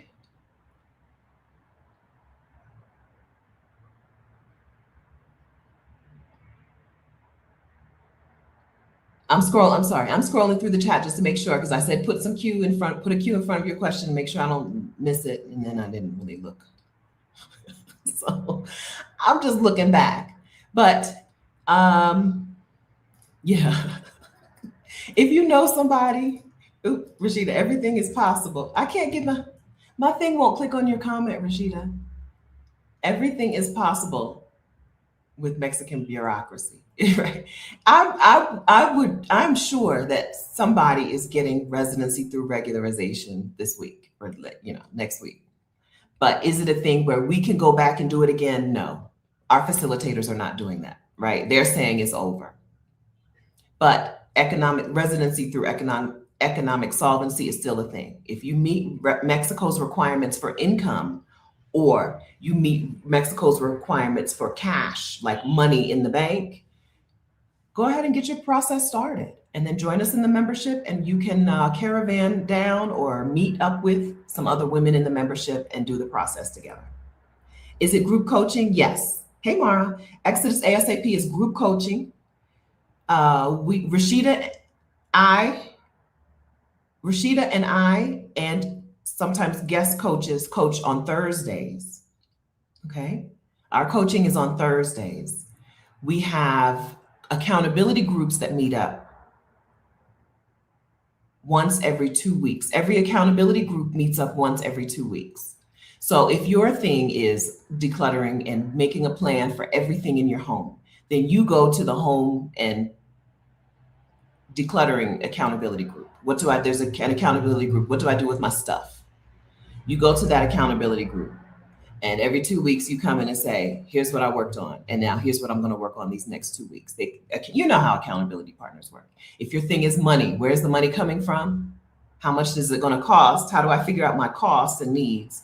And where do I get that money from? How do I make the money? Then you come to that accountability group, and it meets every 2 weeks. We also have members inside of the community do peer-to-peer coaching sessions. So if someone just went to a consulate in whatever her city is and just got her residency visa started, or if she just did something, they share peer-to-peer inside of the ASAP membership, right? So you have on-time, real-time information. I just rewatched a peer-to-peer session that Jasmine did. No, she wasn't peer-to-peer. Sometimes we have outside coaches come in too, or outside speakers. So we had an outside speaker come in and talk about the Thailand DTV visa. So outside coaches or speakers come in, inside students share their information, and coaching with Rashida and me on Thursdays. You're welcome. All right. Where are we on our map? And what time is it? How are we doing on time? Ooh, I'm gonna speed this up. Okay. If you thought I wasn't giving you good information before, if you thought it wasn't helpful before, it's about to be less helpful now because I got to speed this up. I forgot to give you South Africa. I forgot to give you Johannesburg. I skipped out of Africa without Johannesburg. Johannesburg, $1,200 a month is going to be tight, but there are Airbnbs for $1,200 a month, which means that there are apartments for $650 a month, which means that there are apartments for $650 a month. Johannesburg is very neighborhood specific. So some of these places I've been before and I've been like, this neighborhood is fine. Like the Bogota, right? The Bogota Airbnb. But Johannesburg it's imperative that you know that you're in a good neighborhood in Johannesburg, because Johannesburg is one of the widest swings in rich and poor that I've seen face to face.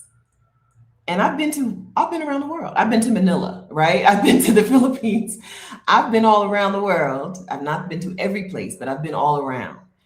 Johannesburg has a really wide swing from the poorest of the poor to the richest of the rich. Let me show you the Johannesburg Airbnb. Stunning flat, I think. Okay, so Sandton is like the money part of Johannesburg. I think Sandton is where the banks are headquartered and stuff. Okay, this is 1 bedroom, 1 bath, and it is 600. Oh, it's also no, I think this is about right. This is the normal price, even though it looks like it's a discounted price. This is a 1 bedroom in Sandton. I think this said it was a guest house. Oh, that's all you get. No, that's not all you get.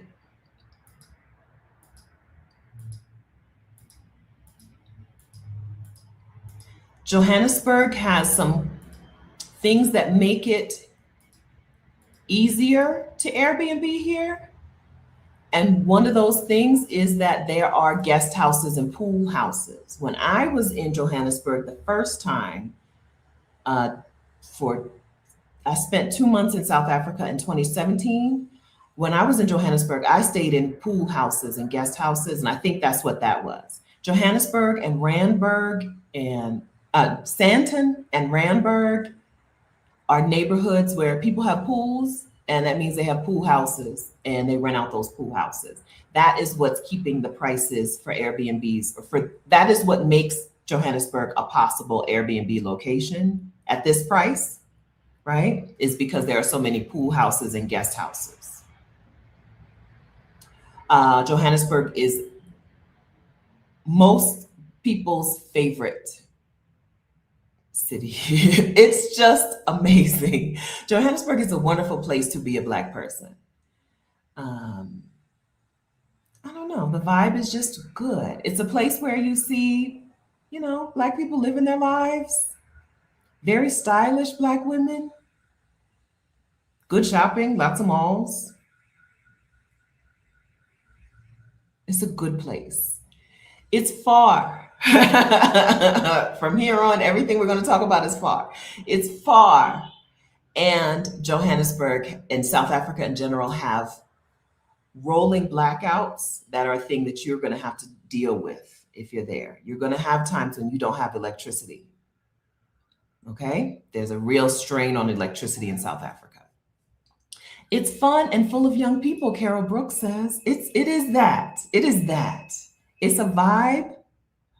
Jay says, as a lesbian, Johannesburg is her favorite. It's so many people's favorite places. You're going to like it, but there are some struggles. One of those struggles is the electricity. Okay, I said I was going to move on quicker. If you have a question about Johannesburg, ask me. I've been there 2 different times, 2017 and 2023, maybe 2023. Yeah, okay, 2 different times. Both times I was like, I like it here. I like it here. Yeah. Okay. All right. Okay. Back to the map. Back to the map. So we're east. We're going to the east. What is this? Oh, Tbilisi, Georgia. Tbilisi, Georgia. All right. Georgia is a country that allows Americans to come for 1 year, I'm pretty sure, without any extra paperwork, any extra stuff. I'm relatively certain about that. And it's a place where Black people feel like they can just go about living their lives without being stared at or harassed or whatever. Even though Georgia is in what do we call that part of Europe? Is it Slavic country? A Slavic place? Black people I know who've been there, they like it. They feel the vibe. So let's look at a place in Tbilisi. Let's look at what $650 or less will get you there in an Airbnb. Remember, Airbnb prices means that's what the Airbnb costs for the month, you can get an apartment there for less than that. This is 1 bedroom, 1 bath in Tbilisi. I have a feeling this is a studio. Well, let's see. Let's scroll. Let's see. It may be not a studio.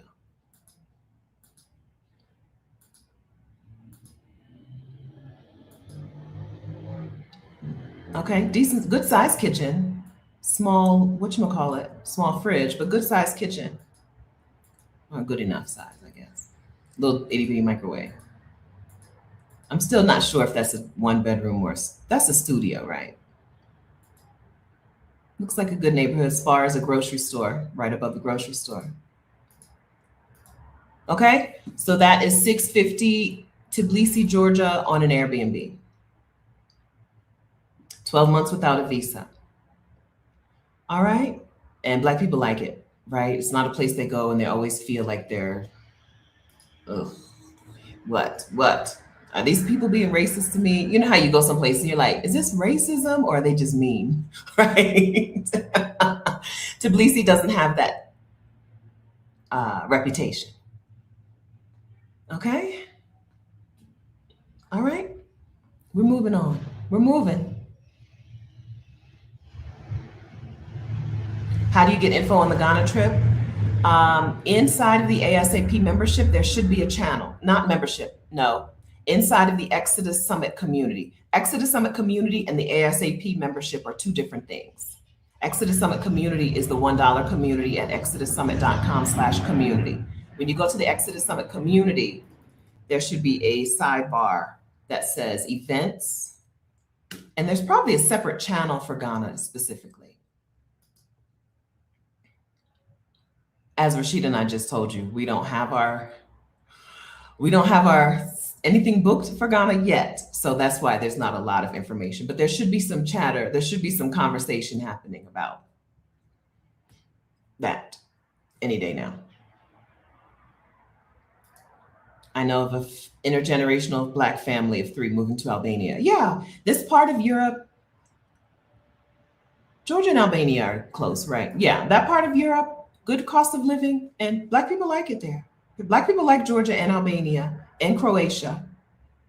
I've been to Serbia. I've been to Serbia for days, not weeks or months. Serbia, I liked it, right? I talked to Blair in Belgrade, who lives in Belgrade, Serbia. Right? These are places where you would think, you would assume if nobody told you, you would assume, ugh, don't go, Black people. That's not for us. But no, not the case. Okay, also, it's close to Russia. Okay. Close to Russia. Kat says she would not recommend Georgia if you are queer. I don't know the answer about Albania, but okay, I can believe that. I can believe that. And Rashida wants me to remind you, Ghana is a meetup, not a curated trip. We're going to be there for days and days. Y'all plan things together with each other. Okay? It's not a trip with an itinerary. You get your own flight, you get your place to stay, and then you be like, here's some things I want to do. I want to go to this tailor shop and get this made. Listen, y'all see that's my priority. And then you tell the women in the group, and we were like, okay, I'll meet you there at this time. Or I want to go to this place and have a meal. Or somebody else to be like, I want to go to this art gallery. And we'd be like, okay, I'll meet you there. Or let's go together. Georgia is bordering Russia. Georgia feels risky. Okay. Okay. All right, let's keep moving. Ooh. Oh, whatever. I can't get it off the screen. Okay, let's keep moving. I think we're over to, all right. I almost don't want to tell y'all. This next place is Sri Lanka. And I almost don't want to tell y'all about Sri Lanka because I think it's one of the last secrets of travel. Now, Sri Lanka, I don't know that Sri Lanka has access for you to move there. I think Sri Lanka is a place where you go and visit. So we're talking about, some women are talking about going for a summer or whatever. Sri Lanka is a visit, not move to place. I don't think they have a real pathway to residency there. But man, let me just show you.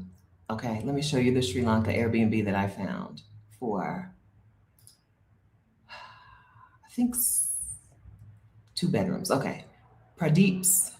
Okay, my friend Katrina went to Sri Lanka, and I was so mad at her because I was like, no, you were not supposed to go there without me. I had just told Rashida that she couldn't go there without me. And then Katrina turns around and goes without me.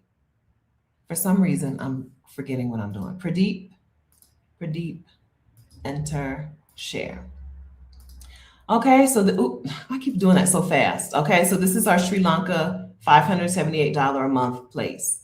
Sri Lanka, let's first look at the place, and then I'll tell you what I like about it. 2 bedrooms, 3 baths. No, 2 bedroom, 1 bath. I can read that. I'm doing good. Sri Lanka is like on the border of what people would call Southeast Asia, right? It's the most west of the Southeast Asian countries. Okay, we've got the basic kitchen, but it does have a full stove and oven. concrete countertops. But it's stocked. Super stocked. All right. Okay. There's air conditioning in the bedroom. I see the little unit up there. You're gonna need it, okay? You're gonna need that in Sri Lanka. Mosquito net, you're gonna need that in Sri Lanka, okay? You're gonna need the mosquito net. The other bedroom has 2 beds, okay? Good Wi-Fi. This is faster internet speed than I have here in Bogota, right? Here in Bogota, I'm around 30 and 15, I think. And this is 90 and 48. That's good internet. That's good internet. Oh, look at that. Look at that. Look. This is where they live, and this is where the water is. Okay, I almost don't want to tell people how perfect I think Sri Lanka is. Can we save something for ourselves? Don't tell anybody else. How about that? Don't tell anybody else. Sri Lanka, if you are into, like, if you want Southeast Asia and you want India, right? But you don't want the harassment of India. India is very harassing, right? You don't want the harassment of India. You want the laid back nature of Southeast Asia, Thailand and Cambodia. You want that laid back nature. You want some good food and you want a decent price. Sri Lanka is the total package. People were so kind to Katrina when she was there. She had a wonderful time. So, okay, and the people are lovely, okay? Casey, Nana, and the people are lovely, right? I think it's a total package. They had a real meltdown, economic and political meltdown around COVID, around the 2020s. And they seem to have like recovered. They seem to be doing well from my basic faraway voyeuristic knowledge. Great food, amazing tea. It's a tea place, right? Amazing tea. I'm not sure what the reason is that it's not overrun with tourism yet. Okay? But it's not. From my hearings, it's the total package. I guess it's harder to get to. You have to fly somewhere and then take another flight, right? You got to fly to Kuala Lumpur or Bangkok and then fly into Sri Lanka. I don't mind that, but I've read this really quick, and I just read Sri Lankans are pretty. They're some of the most beautiful people. Okay, but there's beautiful people everywhere. But house sitting retiree says they're also pretty cool folks. Okay, right. I think it's a total package. I don't think it's a place to live long term because I don't think they have the doors open for long term tourists, for long term residency visas. But that tourism visa is nice, and it's just a place to go to spend a month. Okay, you got if you don't mind flying halfway around the world, I think it's the total package. It's a place I'm so in love with and I've never been. I think once I go to Sri Lanka, Lisbon is going to have to take a back seat. I call Lisbon the love of my life. I think once I get to Sri Lanka, I'm gonna be like, Lisbon who? Okay, where are we at on my list?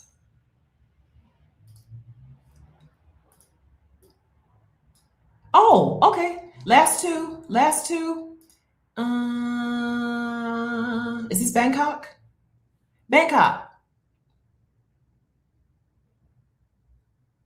Oh, well, I picked okay, the Airbnb that I happened to star is not in Bangkok proper, but it's indicative of what you see in Bangkok and the price. Share. Okay. Oh, I keep doing that. Studio, 1 bedroom, $432 a month. Okay. All right. We got the little kitchen. Thailand is also a place where you don't need a kitchen. I'm serious. Like, you don't need to cook anything in Thailand, not breakfast, lunch, or dinner, or dessert. Okay. So it's got the little mini kitchen. That's fine there. In Bogota, that's not fine, but in Thailand, that's fine. Right. New tile bathroom, little desk, building, no need to reserve parking, pool, rooftop pool. I think this was a little north of the city, but this is also indicative of what you see just in the city. Bangkok. as I've said, I think that Thailand is such a healing place for people that it's worth the effort to get there. It's also a place to visit or bop around to or stay, move to.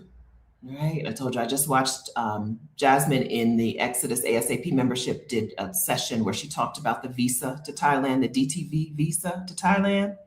Um, so it fits all three categories, whether you're going for a month or you're bopping around the region or you're moving there. Thailand makes it possible to move there. Oh, Adrian applied for the DTV. Waiting. Congratulations, best of luck, all of that. Thailand fits all of that. If you're a retiree, so DTV is like Destination Thailand visa. Whether you don't have to be, it's not a digital nomad visa. You don't have to have a job to get it. But they also have a good retiree visa. Thailand has been a place for retirees. So if you're interested in retiring to Thailand, that's been a place that has been very popular. What can I tell you about Thailand? It's amazing. Even though Thailand and Bangkok in particular is a busy, Bangkok is a busy, big city. You can get outside of Bangkok and have a nice, quiet life. Right now, Kim, can't remember Kim's name here on Instagram. Right now, she's with her family in Hua Hin, Thailand, a place that I was so glad to hear her find out about because I had forgotten how much I loved Hua Hin. Hua Hin is a small town south of Bangkok, and it was just delightful. Southeast Asia in general, if you can deal with heat and humidity, which at 51, I don't know that I want to live like that. At 41, I had no problem. At 51, I may not want to live like that. But if you can deal with the heat and humidity, Thailand is it. It's amazing. The food, the people, the look of it, their emphasis on wellness and healing stuff. They believe in body work. They believe in massage and stuff. It's good. It's very good. So, yeah. Yeah, I didn't know Hua Hin was a popular place for people moving to Thailand. I just happened to go because I think I stayed 90 or 120 days in Thailand because I had to renew my visa. But I just was moving very slowly from south to north, and Hua Hin made sense to go. And I had seen that they had a really cool night market with good food, right? And that lobster. They had a night market and they had lobster because they're on the water. And so I just happened to decide to spend a week or so in Hua Hin, but I didn't know it was popular with America. When I was there, it was just Thai people, right? There was no white people in Hua Hin when I was there in 2014, 2015, 2015. There were no white people there. It's become a popular place, and I know why, because it was just delightful. It was a delightful town. I rented a scooter and rode around. It wasn't so crowded that you couldn't ride a scooter. You know, some places are scary. I had never ridden a scooter until I got to Thailand, right? It was just a delight. But it's small town, small town Thailand compared to Bangkok, big city. Bangkok is one of the citiest cities you're going to ever go to. All right. Chiang Mai is not on the list because I couldn't find enough places in the budget. When I was in Chiang Mai, I rented a one-bedroom apartment for 1 month for $450. But today I looked and I couldn't find 1 month. Now, I only looked for the month of June, right? When I did my research for this video, I only looked for the month of June, and I couldn't find $450 apartments in Chiang Mai for June, okay? But that doesn't mean Chiang Mai is not on the list. It's a city that we love. Black people in this community love Chiang Mai. And so that doesn't mean it's not doable. It just means I did a quick round of Googling last night and this morning, and I didn't see it. I didn't see options. But I had a one-bedroom apartment, and like I said, I got it on Airbnb because I don't know anybody. I don't know a local to rent from. And it was $450 a month, full apartment. And it was really close to Neiman Mall. Neiman. It was in a really popular part of town, in a nice building. And that was 2015. 2015, maybe late 2015, early 2016. Okay, Thailand, it should be on your list. If you're okay with being that far away from the United States, I think everyone should pass through Thailand for a little while, but even if you're not going to stay there. Okay, and then my last on this list is Da Nang, Vietnam. Shouldn't be a surprise because we took a trip to Vietnam last year. Da Nang, Vietnam, another place that is healing, good food, good people, beautiful to look at. Da Nang is a city. We went last year to Hoi An, the small town south of Da Nang. But Da Nang is a city, so I put it in here. Hoi An is a little more expensive than Da Nang because it's more tourist focused, very, very, very tourist focused. But if you're okay with being out in the rice fields in Hoi An, you can also get in on this price point, right? Hoi An is a little more expensive because it's tourist focused and there's a lot of people passing through. But if you're okay with being outside and having to ride a scooter to get places, then you can still do it on this budget. Let me show you the Da Nang place, and then I can finally close this out.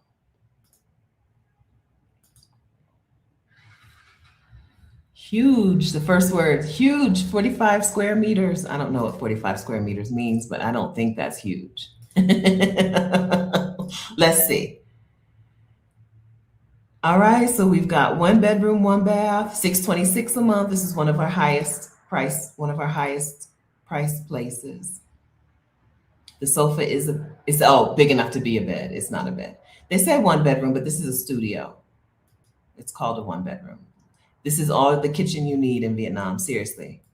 Microwave and a refrigerator. Vietnam, I can't tell you enough how amazing it is to eat food in Vietnam.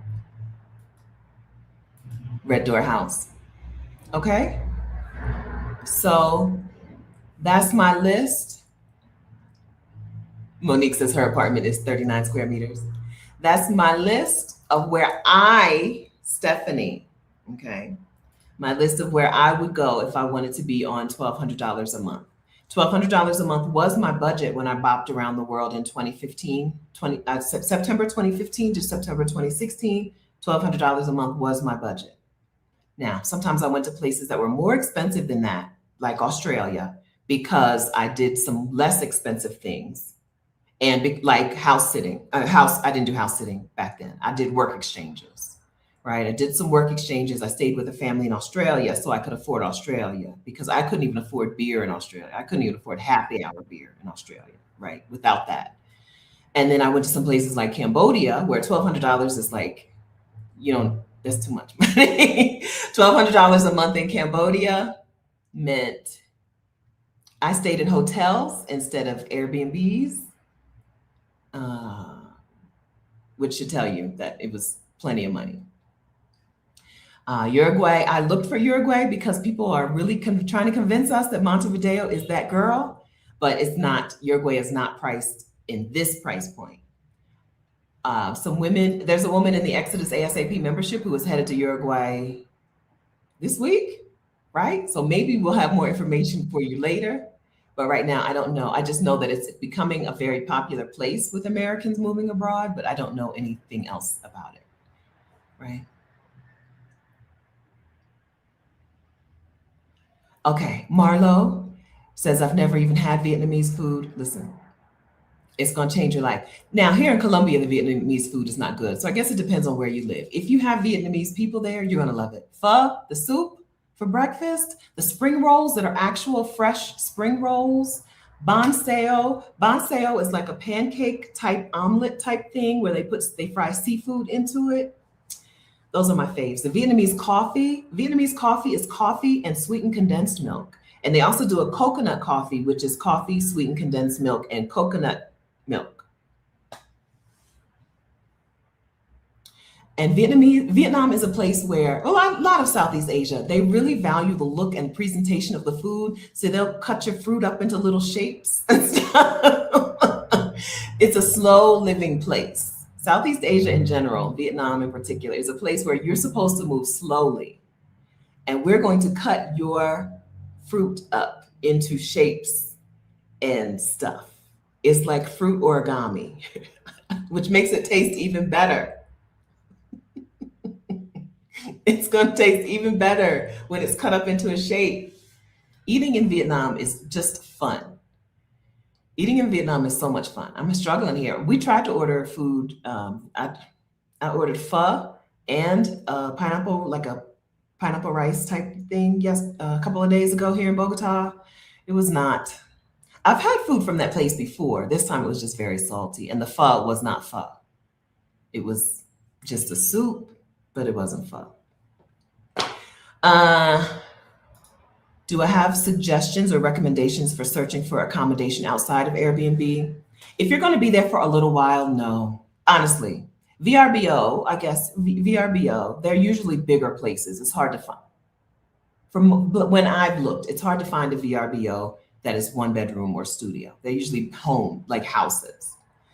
I'm a Marriott Bonvoy ambassador member right now. I'm an ambassador elite member for now, for this year. I probably won't be able to be ambassador again next year. And so I've tried Marriott's vacation villas. That's about it. The only other way that I've done it short term is here in Bogota. I got into a Facebook group for expats, right? It was mostly Americans and Canadians here in Bogota. And they put me on to a man who rented a room out. Jorge, I stayed at Jorge's house. They put me on to a man who was renting a room out. And my house guest actually happened to have booked in that same place while I was there. And I don't know how she found it. Are you here? I don't think she's here. She happened to have, she's Harlem Minded here on the Instagram. And I haven't seen her name today. She must be out in the world living her life. I was booked there. She and her husband booked there too. And I don't know how they found it. I found it. So I guess the answer is that if you get into a Facebook group for expats or just visitors in the city you're going to and scroll around for listings. Jorge happened to have listed his place like every 2 or 3 months. When the room or rooms were empty, he would put a new listing in. And every time he would put a listing in, somebody would be like, I stayed with Jorge for X number of weeks and it was good. And, so that I at least felt like it was okay. I had some reviews, even though I didn't know those people. It was like, like Airbnb, you don't know them either, but they're leaving reviews. And so that is the answer. That is an answer. Yeah. It's going to take more time and more effort. And there she is. How did you find Jorge's place? How did you find out about it? Yeah. I'm not going to tell you not to book on Airbnb. I am going to tell you not to buy or rent a house or an apartment to put on Airbnb, right? I think that's the immoral and irresponsible pathway. I don't think booking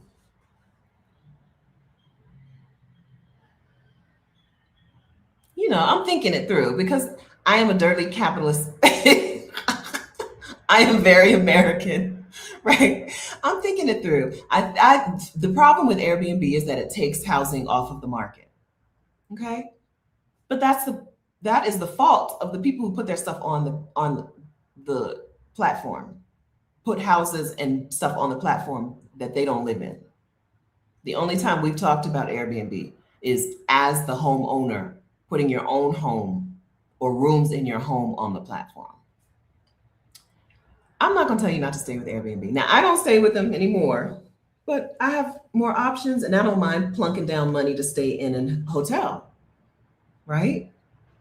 That's how I got my ambassador level status. Some people don't even know Marriott has ambassador. When Rashida got it, I was like, that's crazy. And then don't you know, last year they were like, congratulations. Right?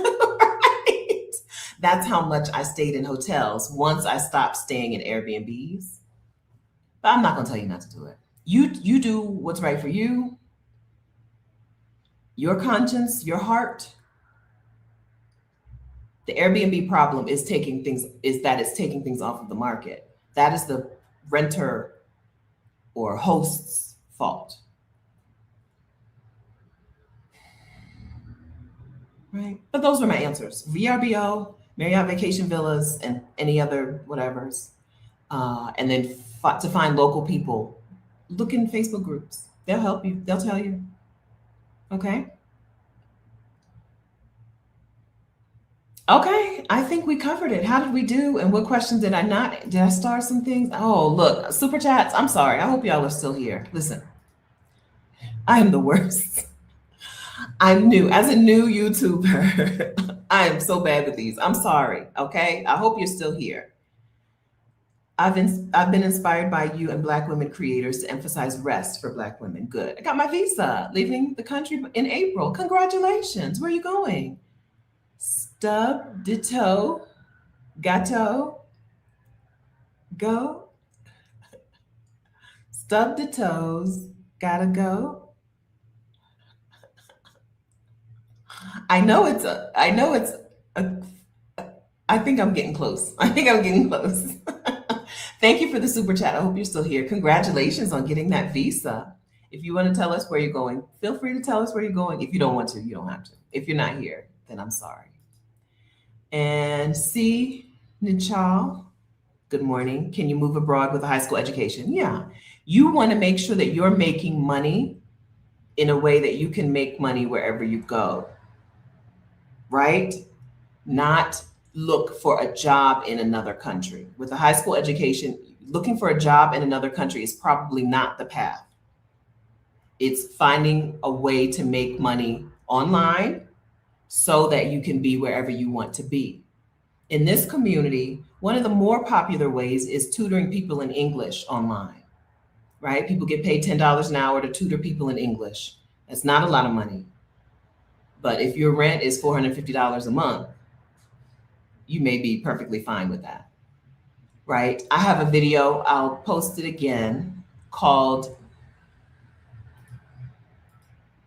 what's it called?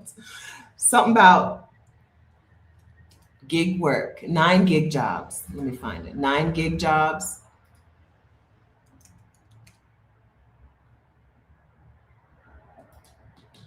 Yes, 9 gig jobs for Black women to quit America. So something like gig work is how, copy. I can't do 2 things at once. Okay, oh, I still did it wrong. Copy, paste. Some form of gig work is a way that women in this community do that, right? Whether the gig work is tutoring English online or what were the gigs? Virtual assistant, online virtual assistant, house sitting, which is not for cash, but will cut your expenses, online notary, tax preparer. That is how most people who have a high school education are making the money to go abroad. If you have some sort of Social Security, pension, veterans benefits, even better. I hope that was helpful. And I hope you're still here. Hey, Black Boomer besties from Brooklyn who are now in Panama. Both, I think you're both in Panama. Boomers did their first super chat ever. Congratulations. Thank you very much. Thank you very much for the super chat. This is Leslie and Angela. I don't know which one is typing, but Leslie and Angela are Black Boomer besties from Brooklyn. Their podcast is just that. It's 2 Black Boomer besties from Brooklyn sharing information. And I think they're both in Panama now. I think, living their lives. I think. I saw your Instagram post about your most recent conversation, but I haven't listened to it yet. So I think that's what I know about them. I think they're both in Panama. Okay, living their lives with their new loves. Yeah. Okay. Black Boomer Besties from Brooklyn is their podcast. I would find it if I were you, and subscribe if I were you, and listen if I were you. Their Instagram is Black Boomer Besties from Brooklyn. And from there, you can find their podcast. Listen, I'm that person. I'm just gonna point you to people's Instagram. You have to find the rest on your own, okay? I think I'm supposed to be looking for Sierra's. No, I shared Sierra's. Here's their IG. Let's see. Yeah. The latest podcast episode.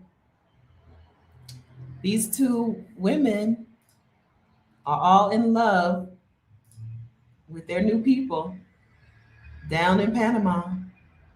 Life is good. Life is good. Don't count yourselves out, friends. Do not count yourselves out. Okay. Good morning, Kyoka. No, you're right on time. Welcome. Did you call Rashida? I told her to answer when you call. So if you want to call her now, you can call her. She'll answer. All right. I think we've done everything. Everything in this video is a great place for a single Black woman over 60 because I'm a single Black woman over 50, right? I'm not going to steer you wrong. So every place that we've mentioned in this video. So you're welcome to go ahead and start from the beginning and work through. I know I talk a lot. It's okay to watch me at 1.5 speed. If you hit the little gear box down on YouTube, you can speed me up a little bit. I'm aware that is how a lot of people make it through my videos. She don't mean it, Kyoka. Go ahead and call her. FaceTime her. She don't mean it. She's probably like, she probably has her phone on ring so that she doesn't miss your call. She probably took it off do not disturb specifically so that she wouldn't miss your call. So go ahead and call. I told her. She knows. Okay. I'm going to Panama. We'll scout while I'm there. Wonderful. When are you going? Wonderful. There's more to Panama than just Panama City, but Panama City, being the biggest city, is where a lot of people go. But there's some towns in Panama that are wonderful. Charlotte Van Horn does the Panama relocation tours, and she takes people to different locations in Panama to see what it's like to live there. I can never remember the name of that other city that people like that is higher altitude and cooler than Panama City. But there are two more popular. There's another more popular place than just Panama City. Okay, it's okay, Venice. Y'all, you can go back, start from the beginning. It's okay. Boot up. I saw that. Who says boot up? Boot up. Friends, live your lives. Don't count yourselves out. Okay. The Black Boomer Besties from Brooklyn are now in Panama. Boot up. Yes, Boquete. Thank you. I can never remember it. I can never remember that. Boquete, Panama. Those are Panama City and Boquete are the two more popular places there. Doesn't mean those are the only places, You know how cities work. Okay. Where English is spoken. Ooh, my thing is really funny. So Panama, English is widely spoken in Panama City.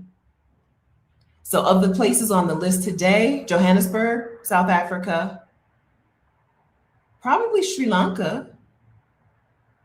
Katrina, are you here? I'm assuming English is very widely spoken in Sri Lanka. Let me go through my list. Peru, Brazil, France. What is this? Benin, Cote d'Ivoire, Sri Lanka. I would go Sri Lanka, Tbilisi, Georgia, South Africa. In Bogota, English is, I don't know. Bogota and Merida probably are very similar in that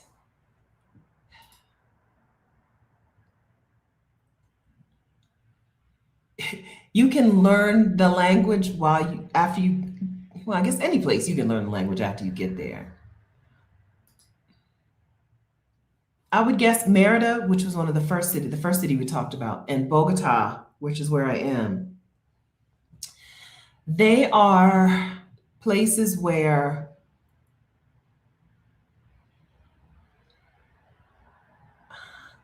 So I don't want to make it sound, yeah, I'm not saying you go there and you never learn Spanish, because you go there, you learn Spanish. But there are places where you'll be okay if you don't know. Now, I haven't been to Merida, okay? But this is based on what I had heard. My hundreds of videos, this is what I heard. Charlotte Van Horn, yes. Charlotte Van Horn's business is Panama, Black expats in Panama. Why don't we do this? Why don't I email you information about Charlotte's Panama relocation tour? Because she's given us an affiliate link. I'll put it here. Let's do two different things. Black expats in Panama. I could have probably just typed Panama and found it. This is Black Expats in Panama Relocation Tour with Charlotte Van Horn. I'm going to give you this link here. This is our affiliate link with her. She gives us an affiliate link. But we'll email it, because the Exodus Summit, we need to email y'all. We haven't been in your inbox in quite a while. I don't want you to forget us. So if you go to exodussummit.com/newsletter, I should have that link right here. Should. Link. And no. Just if you go to exodussummit.com/newsletter,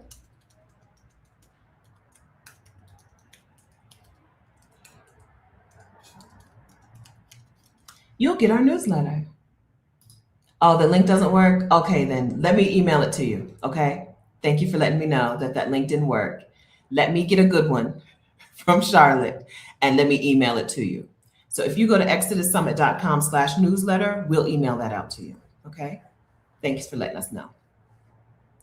Okay, let us email that to you. She's now doing Colombia as well. She did a tour in Medellin. Well, no, I think she's done her second, more than one. She's done tours in None of them work?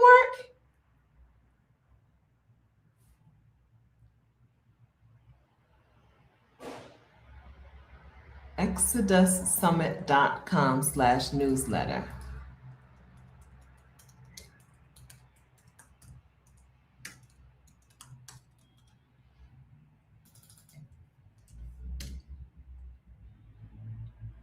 Yeah, it works for me. Oh, let me just put it in here. Yeah, the newsletter one works. If you get on our newsletter, we'll get the link out to you. No. Okay. All right. Oh, listen, look at this. This is why you want to be on the newsletters, okay? Because Adafilo, hi. I really appreciate you. I joined Trusted House Sitters from recommended from your platform. Used your toolkit. I have a new house sitter toolkit. 3 house sits for the last 3 months. Congratulations. Wonderful news. I am so proud of being a person who has helped people get house sitting, especially Black women and their families. This is why you want to get on our newsletters, okay? You want to hear about the things that we're telling you about, and you want to get the links. It's hard to get links from Instagram or whatever. You want to get the links from the newsletter. Join the newsletter. Let us email you good information so that you can make progress in your exodus and progress in your, I don't know, whatever it is you want to make progress on. We'll help you. Okay. Yeah, 3rd tour to Colombia. Okay. I know she had done 2. I saw the second one. I saw the first and second one. Yeah. Sometimes you want extra support. There are people who help make a softer landing for places. Charlotte in Panama and Colombia, in San Miguel de Allende, Mexico. We know Michelle from Casa Elm, right? There are Black women out here helping you do things in a smoother way, right? An easier way. If you're in the Exodus ASAP membership, right, you have access to all of those. We give you all that information. We give you our facilitators who help you get residency in places. If you like you like getting things done, right, and you want to get them done the easiest way possible, that way is often with support, right? It's often not doing it yourself. I know we've been fed the lie that if you want it done right, you have to do it yourself. But no, find people you trust and help them, let them help you with some shortcuts. Is she active, Ed? Let me see. Let me see. I think I'm a guest on her channel tomorrow. Am I a guest on your channel tomorrow? Let me look at my calendar. Let me go to my calendar.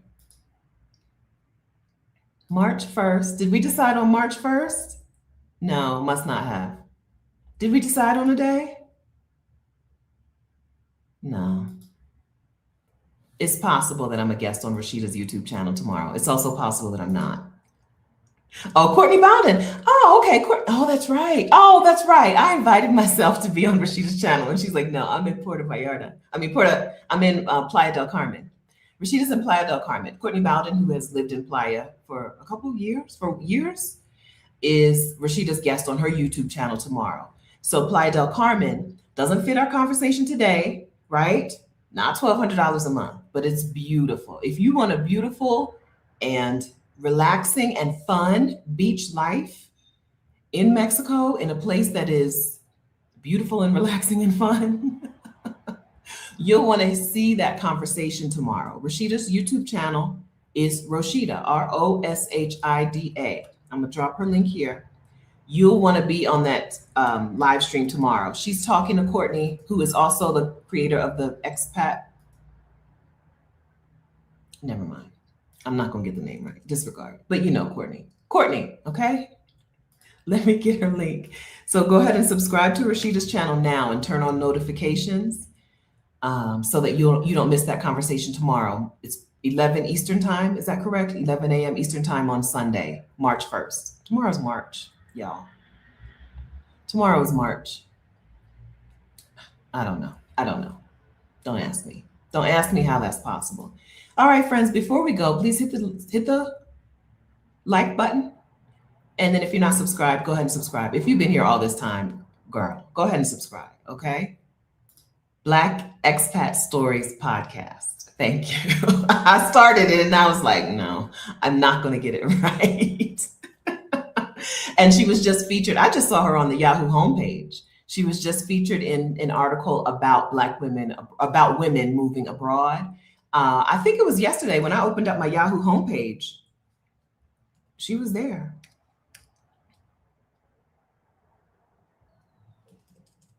I don't know if I'm gonna get there in time. Let's see if the article is still there. I'll read it. I clicked on it and read it, so it's probably not going to show up on the homepage. I don't remember who the original article was, what platform the original article was on. No, I don't see it now. What if I go to my history? Oh no, because it was on my laptop at that. I'm not gonna find it.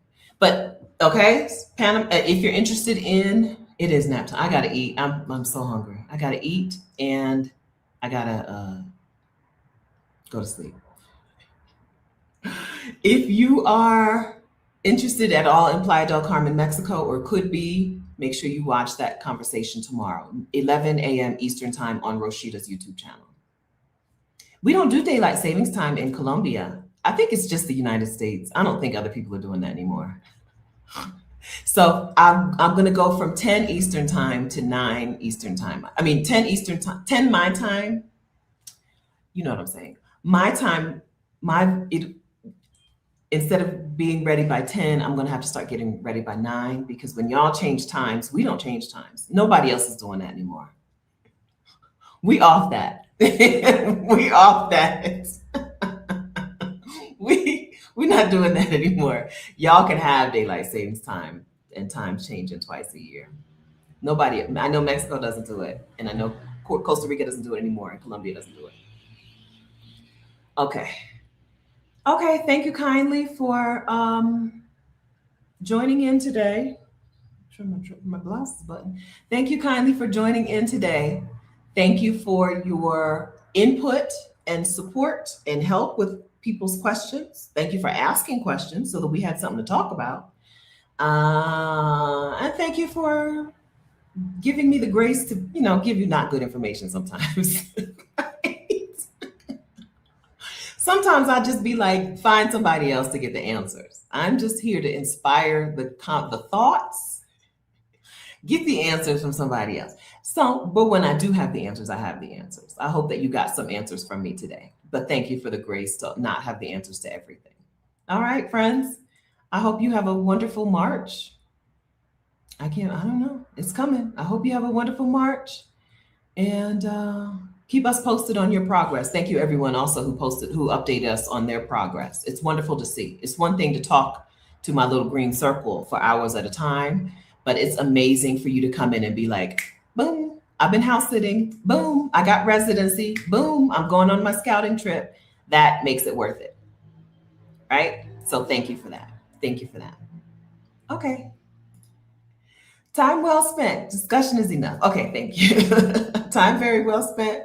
Okay, thanks, friends. Have a wonderful weekend. I'll talk to you guys again soon. Take good care. Oh, was my mom here? Did y'all see my mom? Connie Perry, were you here today? Okay, y'all take good care.